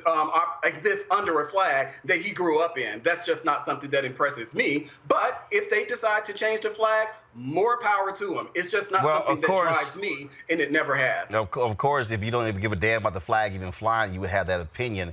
Amisha, the reality is here. Actually, I can't talk about that. But see, first thing I'm gonna do, excuse me. I'm talking. So here's a piece right here. Sure, you can mute Melly now because he won't shut the hell up. Amisha, here's the real deal here, Amisha. What you're dealing with here. What you're dealing with here is when you have football players, we're seeing this in other aspects. When you have football players who are saying, this is not how we're not going to roll, that also begins to change things. Trust me, I think with the economic pressure, and if you start having black ball players at Ole Miss and Mississippi State and Southern Miss, get more courage like this brother right here, Colin Hill, go to my iPad. He says, either change the flag or I won't be representing this state anymore, 100%, and I meant that. I'm tired. Go, show it, please. This is his tweet that he actually sent in response to the governor statement there. That is important, and I'm glad to see that brother stand up and have that courage, Amisha. No, I absolutely agree with you, Roland. And I think that this is a watershed moment for the state of Mississippi. Though born in Chicago, I was raised in Mississippi, went to elementary school, middle school, and high school in Mississippi, and was there when they would have us pledge the United States flag and the Mississippi flag right next to it. That flag flies over every public institution in the state, whether it's health, education, it flies in front of churches. It has been a scorn on the state for decades at this point, and I think that it's been high time that it be taken down. And I personally find those courageous young people who are student athletes to be folks who are, stepping forward in what I would consider the modern civil rights movement to take a stand. Because the state of Mississippi, what they will not do, and there are a few things that are going right in Mississippi. Well, one of the things that is their football. And there's so much riding on the funding of those sports teams. So much riding on the fact that African-American talent is what sustains SEC football across the South, but specifically in a state like Mississippi. This makes a difference. I'll also bring to your attention that as of today, the Southern Baptist Convention and the Mississippi Baptist Convention have spoken out against this flag as well. Those are two of the most interesting bedfellows when it comes to racism. And now they too are saying this is wrong. This is morally wrong. A watershed moment is occurring across Mississippi and across this country. That flag will come down, whether the people who claim heritage or, arguing for it to remain are happy with it or not. It is high time that that flag is done, and I think that we're going to see that happen in short order.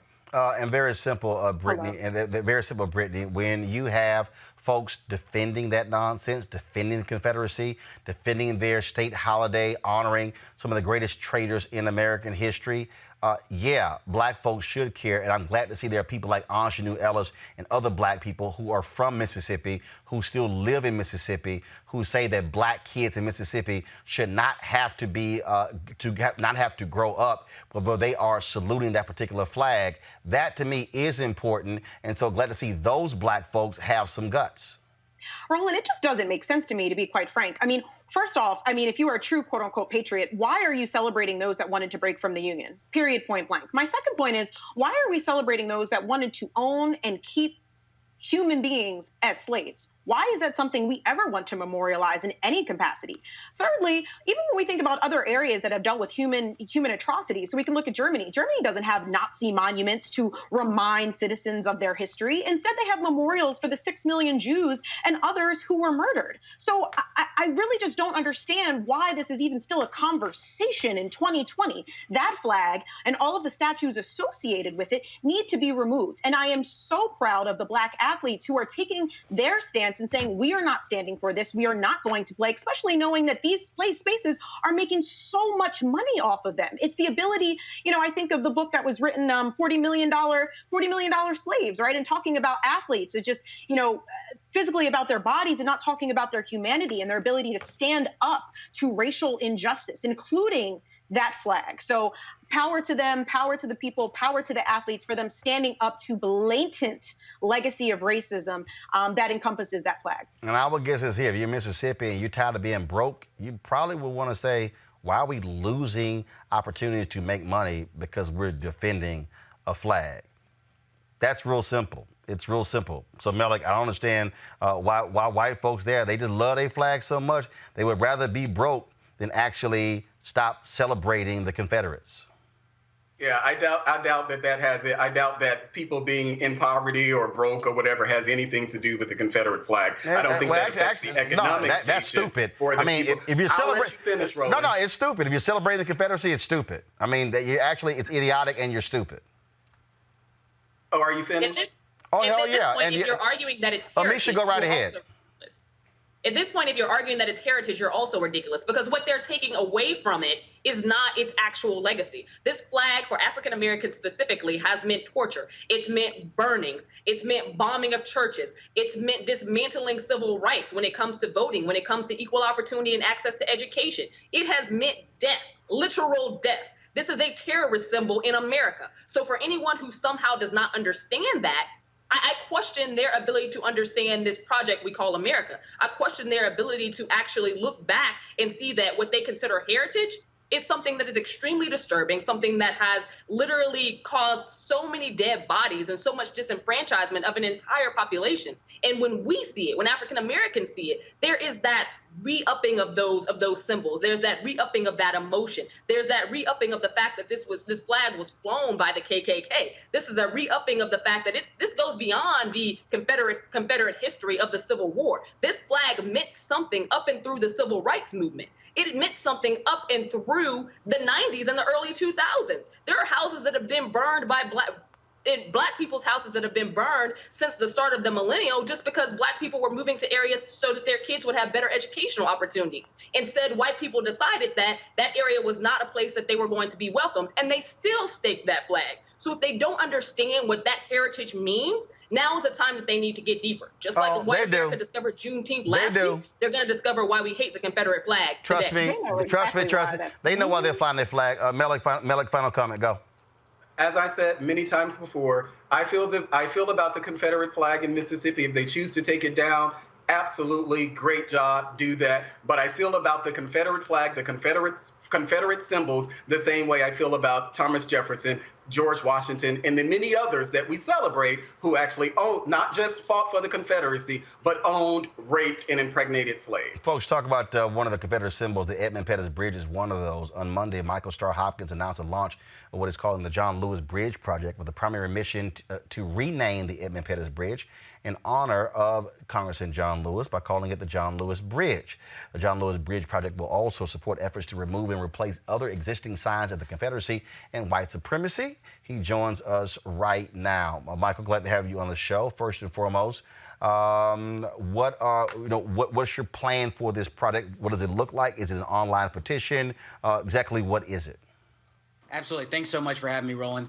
So what we plan to do is take the 250,000 signatures that we already have and use those to fundraise and put people on the ground to increase the level of signatures on the petition. We plan on putting billboards not only in Selma, but all around the country, raising awareness to the fact that Edmund Pettis wasn't just a KKK Grand Wizard, but was also a member of the Confederate Army. He was a general in the Confederate Army. And so the idea that we would continue to honor him with his name on the bridge, I think, is antithetical to everything the country is supposed to stand for. Now, of course, Alabama has already changed their law, so nothing can be changed unless the legislature approves it. Yeah, so there's a couple issues there. We're absolutely going to have to wrestle with the legislature and get them to pass legislation. But I'm going to refer to it as the Selma Bridge because I refuse to refer to it as the Edmund Pettis Bridge. The Selma Bridge is a national historic landmark. And so there is an argument that the Secretary of Interior should be able to change the name of that bridge, being that it falls on arguably federal territory as a part of the Park Service. So you're saying that because that the Park Service has authority over that bridge, not the state of Alabama?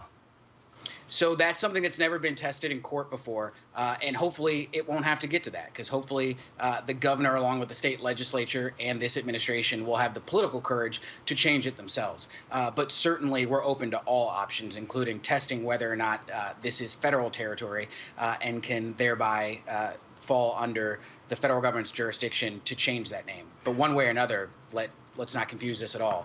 That name needs to come down off of that bridge. What do you say to those people who say that by leaving that name up, it links present day with what actually happened on that particular bridge, and what happened on Bloody Sunday should always be remembered? We should absolutely always remember that. Listen, I walk in the footsteps of giants who come before me, but in remembering that, we also don't need to honor traitorous individuals who believe that people like myself and people like you should still be in shackles. So we can walk and chew gum at the same time. And what we need to do here is take not just the name off the Edmund Pettis Bridge, but we need to take these Confederate honorees and put them in museums where they belong. You know, if you travel the world and go to Germany, you won't see statues to Hitler to remind the Jews of the horrible things he did. If you go to Italy, you don't see statues of Mussolini. So there's no reason that here in America we should have statues that honor horrible, horrible people. And as an African-American man, I think you and I will both agree, I don't need a statue there to remind me of our country's horrible, horrible past. So what's next? What's next? We're going to continue to fundraise. We're going to continue to get more signatures. You know, this isn't something I expected to happen. I was sitting on my couch a little over 10 days ago watching Selma and realized that I had no idea who Edmund Pettis was, and so started a petition, something that anyone all over the country can do, kind of the foundation of where this country is, civic action. And so this has grown exponentially, bigger than I ever expected, and we're going to take this movement and turn it into a movement to not only educate people, but wipe away some of the stains of bigotry that people like Donald Trump and people in his party have continued to defend. All right, then. Well, we certainly appreciate it. Thank you so very much for being on the show. Michael Hopkins, thanks a lot. Appreciate it. Thank you. Brittany Lewis, yes or no, should that bridge be renamed to the John Lewis Bridge from Edmund Pettis? Yes, absolutely. No questions asked. It all needs to come down. It all needs to be renamed. Mello, yes or no? Rename the bridge? If they choose to rename it, I'm fine with that. If they name it out of John Lewis or anybody else, I don't have a problem with that at all. Amisha? I've called it the John Lewis Bridge since I was 6, so it wouldn't be that big of a change for me. But honestly, we know of the history of the current name that it has, and I would honestly be proud of our country if it was changed. All right, then, folks, got to go to a real quick break. When we come back, we're going to talk about a brother who wanted to hire more black editors, but then white folks decided to weigh in, getting attitudes like they don't have all the jobs in Hollywood right now. Plus, y'all, where do y'all see this new Karen just lose her damn mind? I don't want to go viral. You went viral. That's next on Roland Martin Unfiltered. You want to support Roland Martin Unfiltered? Be sure to join our Bring the Funk fan club. Every dollar that you give to us supports our daily digital show. There's only one daily digital show out here that keeps it black and keep it real as Roland Martin Unfiltered. Support the Roland Martin Unfiltered daily digital show by going to RolandMartinUnfiltered.com. Our goal is to get 20,000 of our fans contributing $50 each for the whole year. You can make this possible. RolandMartinUnfiltered.com. All right, folks, real simple. Hollywood is not diverse at all. I mean, not at all. When filmmaker Ricardo Handy posted a request on Facebook for fellow black union editors to get in touch with him, he thought he was helping diversify productions and expanding opportunities for people of color. This is what it said. Looking for black union editors. Please DM me for your contact info. Well, again, he thought it was expanding those opportunities, but the number of racist responses to the post from within the post-production community has now drawn attention throughout the entertainment industry. You see that? Look what we were asked to tolerate, what a race is. I only respond to a person who only wants an editor of a specific color. Well, Ricardo Handy joins us now. And Ricardo, since you posted that, all these people, again, sitting here losing their mind, all upset, do any of these white folks even remotely understand how white productions are in Hollywood?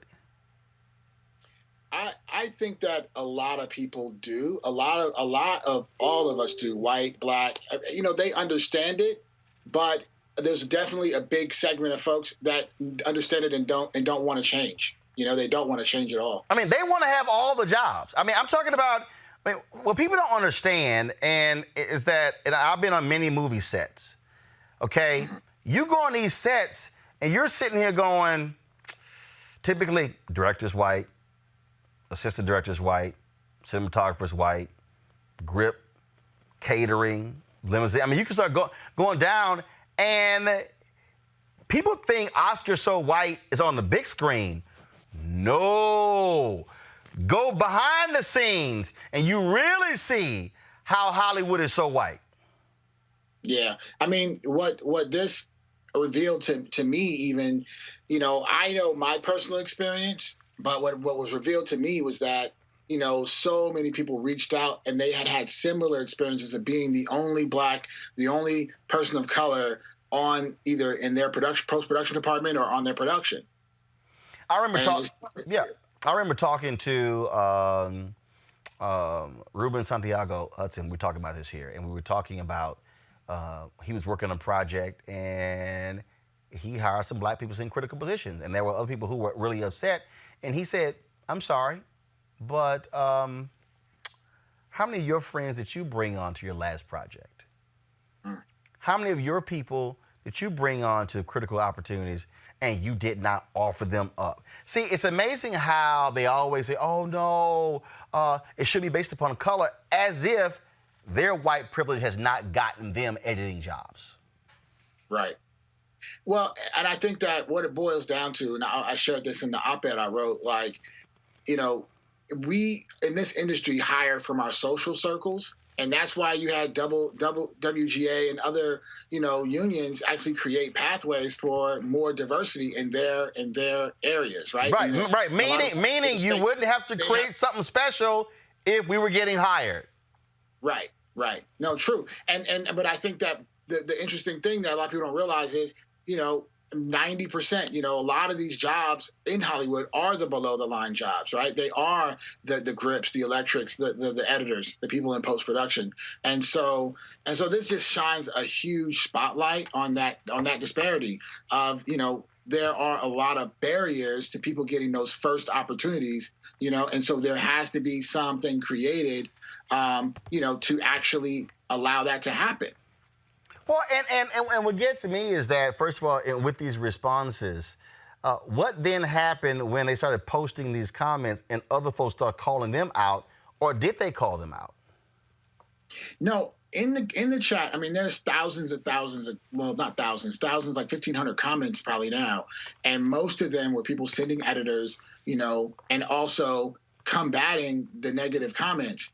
I think that, you know, in that particular group, it was just a small number of folks, but it really exposed, you know, the actual feelings. Because, you know, there's a lot of people in there that may have felt that way that didn't say anything too. And I think that that's really what this shined a light on. And I think that now there's an opportunity for us to really generate some solutions, you know, really actually put our heads together. And there's a lot of groups working on this problem, but now that the spotlight's on it, you know, we can actually make something happen. Yeah, I mean, look, at the end of the day, the only way this changes, and like, I mean, I love it when white folks started yelling, oh my God, it's affirmative action, and you go, what do you think you got? And so part of this deal is, in their minds, oh no, I got these opportunities because I'm good.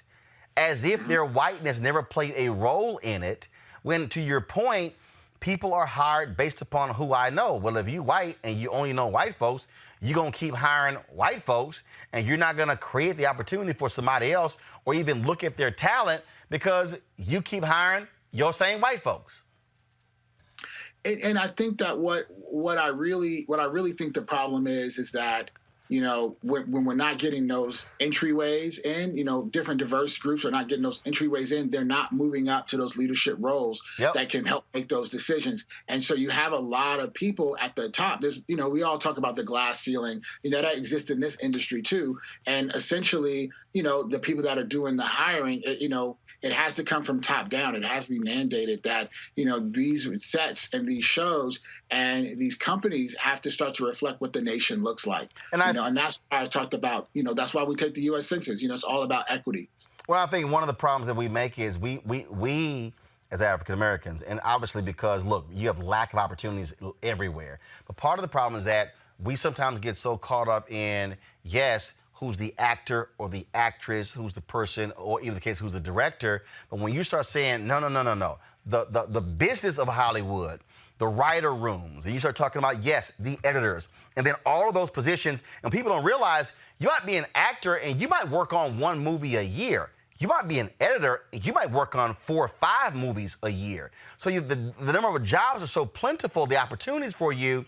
And this is sort of like, and this is why people tell people all the time, it's sort of like the trade unions.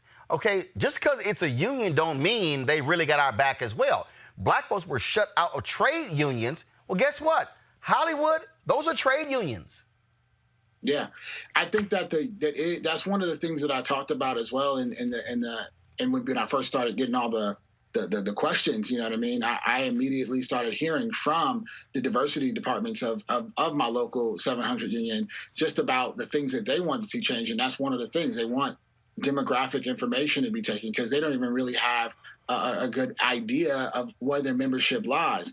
And I think the editor's topic, I think, is really touchy about this is because, you know, editors are controlling the narrative. You know, we are helping shape and cultivate the stories that are being told, the final story that you see, especially in the reality space. A lot of that is a bunch of footage that an editor takes and crafts a story. And so, a lot of these shows show Black culture, but our voices aren't necessarily always a part of making those decisions about what the story is. And so I think it is an important conversation that we are having right now, that, because Black is not only a color or not only a race, it's also a culture. You know what I mean? And there's things that you and I know as Black people that we've experienced in our culture and our lives that, other cultures may not have experienced. And that's the same thing, with other cultures, with Italian or Jewish or, any other cultures, all these cultural nuances that we have to tell in our stories. And so it's important that we have the people that are familiar with those cultures helping to tell them, helping to craft them. All right, then. Well, look, we surely appreciate you shining a light on this, and hopefully some people will pay attention and we'll see the changes that take place. Awesome. All right. Thanks a lot, Doc. Take care. All right, peace. All right, folks. Coming up next, I'm going to talk about y'all. What do y'all see these new Karen, these crazy-ass white people? Before we do that, I want to make sure that, folks, that you understand what we're trying to do here, what we're building here in Roland Martin Unfiltered, and join our Bring the Funk fan club. We got more than 8,200 people who are part of our fan club. The goal is to get 20,000 by the end of the year. The goal is to donate $50 or more. If you donate less, that's fine. But our goal, again, is to be independent and then relying on you and not being corporate owned, which gives us the freedom to cover what we want to cover. These are the people who've given $50 or more. They get a personal shout out: Ahmad Whitaker, Alicia Russell, Alf of Hip Hop Slam, Allison Henry, Andre Jones, Black Mama Brands, Bridget Bovell, Calandria Williams, C.T. Skinner, Deshaun Kaiser, Don J, Deacon Blues, Delmer Fletcher, Denise James, Donald Norris, Eddie Baggs, Elma Bristol, Elmer Foster, Freddie Holyfield, Freddie Sidbury, Gregory Horsley, Gwendolyn Matthews, Houston, Eon Talley, Jadonna Sanders, John Dorsey Jr., Karen Russ, Katrina Pickett, Khadija Hakeem, Kimberly Landry, Latasha Rice, Lloyd Kirkendall, Louis Mungo, Luella Bolton, Lyra's Temporary Office Services, Maletta Apago, Marcus Ruffin, Marjorie Skinner Riley, Markeisha, Michelle Barnett, Mr. Mac Mouchette, Michelle Peck Glaspie, Patricia, Priscilla Smith, Reverend Philip L. Suber, Richard Whiteside, Robert Orange, Rodney Rivers, Ronnie Ford, Rosalind Wills, Ruby Hayes, Russell Sanders, Sadia Holland, Samuel Collins, Samuel Walton, Shauna Parker, Shannon, Sofrina Hinton, Sonia Brown, Stephanie Hathaway, Stephen Stokes, Stephanie T's Boutique, Base Burns, Takesha Bonnier, Tamara Jones, Taylor, Terry, Thomas Green, Tanya Whitley, Tony Gardner, Tracy Wyatt, Valerie Matthews, Vanessa Walker, Velda Renee Burns, Vanita Durgin, Veronica Moser, Vincent Jackson, Wanda Green, Warren Brown, and Wayne Armstead Jr. If you want to join our Bring the Funk fan club, go to Cash App, please. $RM Unfiltered, PayPal.me/R Martin Unfiltered, Venmo.com/R Unfiltered. Plus, you can also send a money order to New Vision Media, Inc. Make it payable to that, please. 1625 K Street Northwest, Suite 400, Washington, D.C., 2006. Again, make it payable to New Vision Media. Your support is important, and so we certainly thank all of you who donated. Some 5,000 of you are literally watching us right now on YouTube. You can give right there on YouTube to support what we do, and we appreciate all of you for what you do. All right, y'all. Y'all know what time it is. No charcoal grills are allowed. I'm white. I got you, Carl. Yeah, illegally selling water without a permit on my property. Whoa! Hey! You don't live here. I'm uncomfortable. All right, y'all. I'm going to start first off with this guy. Y'all, he has a different dress code for black children and white children. Y'all watch this video. The gentleman's already explained it to you. Okay, tell it to me again. You telling me we cannot eat here? So unfortunately, we do have a dress code. If you have some non-athletic shorts. But that white kid out there can't eat here with his tennis shoes on and his athletic shirt. So we allow tennis shoes, but not athletic shorts and t-shirts. He has one. You telling me that's not an athletic shirt? Not that one, but you telling me that little boy who just ate here does not have on an athletic shirt. I'm sorry. I would love for you to be able to come back and eat here. So you telling me my son can't eat here because he has on athletic stuff? No, just the shorts. It is part of our dress code. We try to enforce So it's only his shorts? Only the shorts can't be athletic? The shorts and the t-shirt, yes. But the little boy has on an athletic, the little white kid that just sat out there had on an athletic tennis shoes and an athletic shirt. I understand that you're upset. If there's No, it's not that I'm upset. The little boy out there had on athletic, you telling me it's no athletic wear. The little boy out there had on athletic tennis shoes and an athletic shirt. So why does he get to wear athletic wear and my son can't? Again, I would love for you to be able to come back. Do you live close enough for your son to change? No, I don't. I just want to know why it's different for my son. I understand how you feel. I don't want you to sympathize with me. I just want you to tell me why it's different for my son.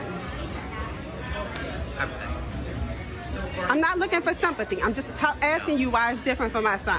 I understand. Then that little kid that was out there with athletic tennis shoes and... The t-shirt that the little kid was wearing, we don't consider that to be athletic t-shirt. Why? Honestly, I did not get a good look, but it looked like a regular t-shirt. I have a video. Do you want to see it? If you would like to show it to me, I'm happy to look, but I do have to... Brittany, this was a restaurant in Baltimore owned by the Atlas Restaurant Group. They released this statement. Today we learned of an incredibly disturbing incident that occurred over the weekend at one of our restaurants in Baltimore, Ouzo Bay. The video made public earlier today was by a very concerned mother after she and her young son were denied seating dining service at the restaurant due to the son not meeting the dress code requirements. The video clearly shows the woman's son, an African-American young person wearing athletic shorts and an Air Jordan shirt. The video also shows a Caucasian youth dressed similarly who was permitted to dine in the restaurant. This should never have happened. The manager seen in the video has been placed on indefinite leave. We are sickened by this incident. We sincerely apologize to Marsha Grant, her son, and everyone impacted by this painful incident. They go on and on and on. Explaining this, they said we've taken the time to gather the facts and repeatedly review the video and interview employees. As a result, we immediately revised our dress code policy so that children 12 years old and younger who are accompanied by an adult will not be subject to a dress code at any Atlas property. We have addressed the issue with all managers and key staff at all properties and have spoken to many stakeholders who have contacted us. Last line, we know we failed in this instance and sincerely hope to be afforded the opportunity to meet with Marsha Grant and her son, who both deserve better. We are so tired. I mean, you know, the interesting thing is this is just one of those moments that was caught on camera, and she had, you know, a white youth that she was able to prove, you know, that this is unequal and this is not fair. But how many times do we not have our cameras readily available? Or how many times do we know we saw someone walk in the back of the restaurant that has on the same attire, but we're being denied access? These things happen in restaurants. It happens at nightclubs. I'm in no way surprised. Business as usual, dining while black. We can make a little acronym for that because we know our experiences are different wherever we go. And that's just the reality of us having black skin living in a racist, white supremacist country. I'm glad that they made a public statement. But again, what would have happened if she wouldn't have been able to record it? And again, what you're dealing with here is like, you know I can see him. Like... You know, he's right there. Oh, no.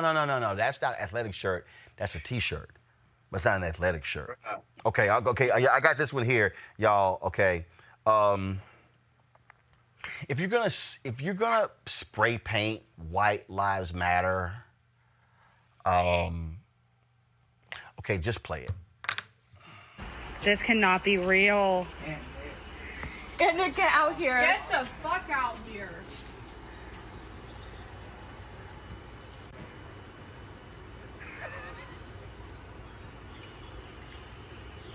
This can't be real. Watch y'all play that one more time, just in case y'all could not properly make out the letters in white. This cannot be real. And get out here. Get the fuck out here.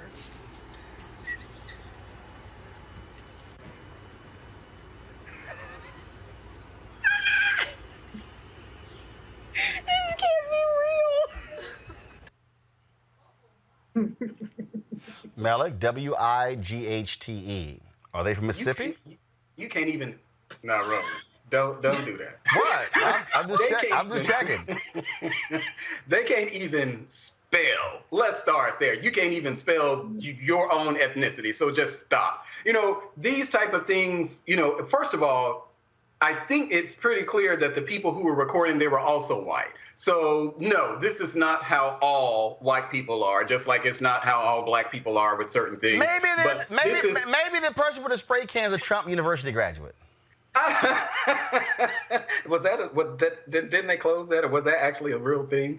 That's your guy. This is ridiculous, and that previous one with the young lady and the whole Air Jordan thing, that's one that really struck a chord with me, because I am one who, as oftentimes, there's definitely a difference. And not to say that black women don't experience this, but definitely with black men.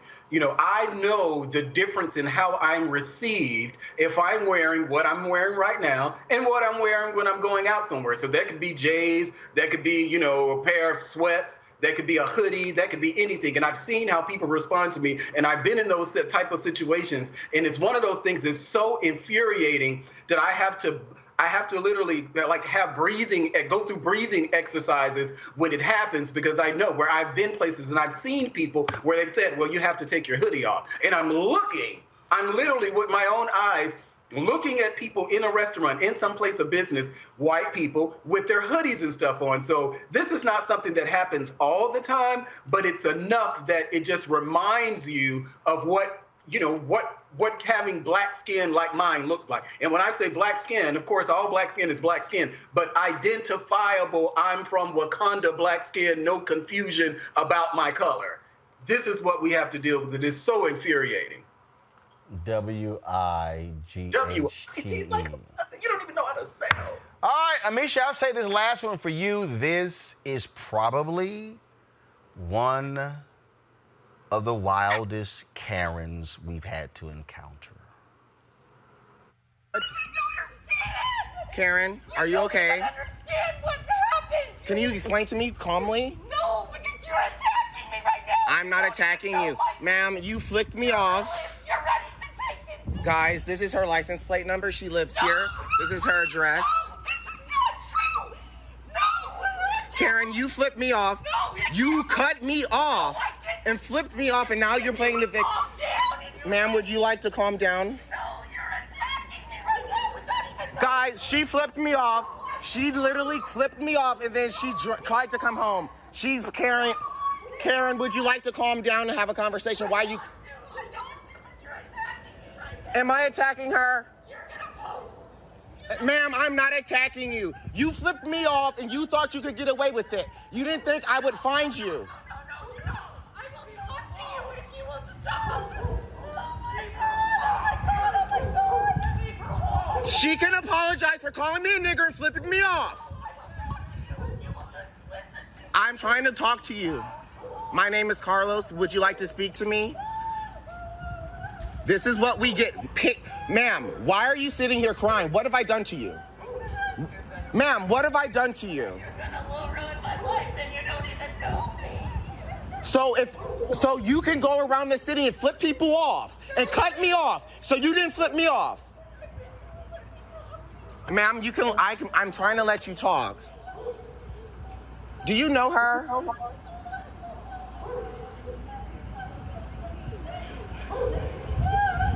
You cannot sit. She literally flipped me off. She cut me off. I have it on camera.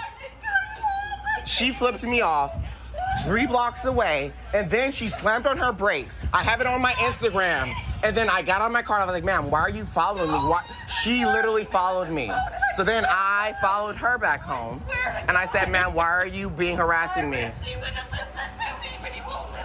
Ma'am, listen for about what?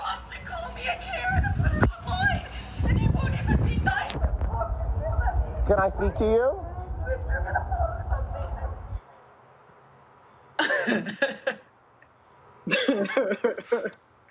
You're going to ruin my life and you don't even know me. See, Amisha, I keep trying to tell these white folk, y'all might want to stop acting a fool. Now, She did all that screaming, covered up a license plate. Boo, you've gone viral. You've gone viral. But again, there are these people who think they can call us the N-word, treat us like crap, but when they get hit with this is the great equalizer. And I'm sorry, I have absolutely no compassion for her. She wasn't bothered by anything except the fact that this was going to be released. If she was so worried, she would not have cut this man off, called him the N-word, followed him, because this was, you know, in his iteration, he was following her back. She was more afraid of being identified and outed for exactly what she did than she was bothered by her own activities. Then she gets down in the fetal position and starts, you know, wailing and acting like she was so afraid as though this man was charging at her or beating her or something. He's standing many yards back and recording. At the end of the day, it frustrates me that there are a lot of white people who are more afraid of a camera being shown after they've committed said racist acts than they are of committing said racist acts to begin with. And I'm thankful. I'm thankful that the veil of the camera today has been lifted and that corporations, businesses, friends and neighbors and everyone else is paying attention to people for doing their everyday white racist things. And again, I just keep trying to explain to these people, Brittany. If y'all go out there acting a fool, your ass might be featured in Crazy Ass White People segment.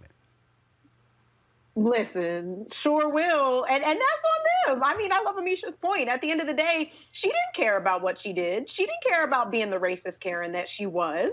She cared that she was about to get caught. She was going to go viral and she potentially could lose her job. That's all she cared about. And I've never seen anything like that. Was an adult throwing a full-on tantrum. That man was nowhere near her. And the scary part is, let the wrong person have been there or let him not got it on camera. The way that she was wailing, if the police showed up, we know how that goes. Scary times. Paula can't, but did y'all miss the part where she said, I have a black husband? Y'all missed that part? Yes, I missed that. Oh, wow. Y'all got to pay attention, y'all. She said, in her wailing, I have a black husband. No. Does she call him a nigga too? I have no idea, but all I'm saying is, you know. So here's the deal. I was going to end the show on that one. Yesterday we had Gary Chambers Jr. You know, yesterday he talked about Connie. I couldn't resist. I just got to hear Connie one more time. Next. So I had intended to get up here and talk about how racist Robert E. Lee was, but I'm going to talk about you, Connie. Sitting over there shopping while we talking about Robert E. Lee. This is a picture of you shopping while we talking about racism and history in this country. Only white members of this board got up while we were up here talking too, because you don't give a damn, and it's clear. But I'm going to tell you what the slaves, my ancestors, said about Robert E. Lee, since you don't know history, sister. Let me tell you that they said when he got the plantation, after he got off the field where 27,000 people died at Gettysburg, Connie, Robert E. Lee was a brutal slave master. Not only did when he whooped the slaves, he said, lay it on them hard. After he said, lay it on them hard, he said, put brine on them so it'll burn them. That's what Robert E. Lee did. And you set your arrogant self in here and sit on there shopping while the pain and the hurt of the people of this community is on display, because you don't give a damn and you should resign. You should have resigned 2 years ago when you choked a white man in his house. You should have resigned 2 weeks ago when you got on TV and said foolishness. And you should walk out of here and resign and never come back, because you are the example of racism in this community. You are horrible. Now to the rest of the board. You have an obligation to the people of this community, and 81% of them are black. And do you need a Klan rally outside, Mr. Goday, before you end it? Because holding it up means that you put that building in jeopardy. You do, sir. Because all over the country, they're burning stuff down. And black folks in this city have stood with protesters. I ain't seen you elected officials out there with them, making sure that nothing goes south in Baton Rouge. It's been folks in this community who give a damn. Not just when it's comfortable, but every time. And 4 years ago, we came down here. Mr. Drake, they say you're a good man. Be a good man. Black folks say you a good man. White folks say you a good man. Your legacy is attached to tonight, brother. Your legacy. Now, minute 15. The black members of the board. It's the most solidarity I done seen out of y'all in forever. Let's keep it that. Let's stand on this moving forward. Because we don't need to apologize for Connie, Evelyn. She showed you who she was when she was sitting next to you while you were talking shopping. You don't need another example. Well, you got to apologize for Connie, Evelyn. Now, when do we as Baton Rouge stop being in 1856? If you want to name the building after somebody, how about PBS Pinchback, the first black governor of the state of Louisiana, when he was governor during Reconstruction? You want another name? Oscar Dunn, who was the lieutenant governor of the state of Louisiana in the 1860s, that gave the right for Darius Landis and Don Collins and Evelyn Ware Jackson and Tremel Howard to get here. You want to name it after somebody from Reconstruction? Name it after the people who fought for abolition of slavery. If you want to name it after somebody, honor the right people, the people who are on the right side of history. But it's your ancestor that the school is named after. 15. So you're holding on to your heritage. But we built this joint for free.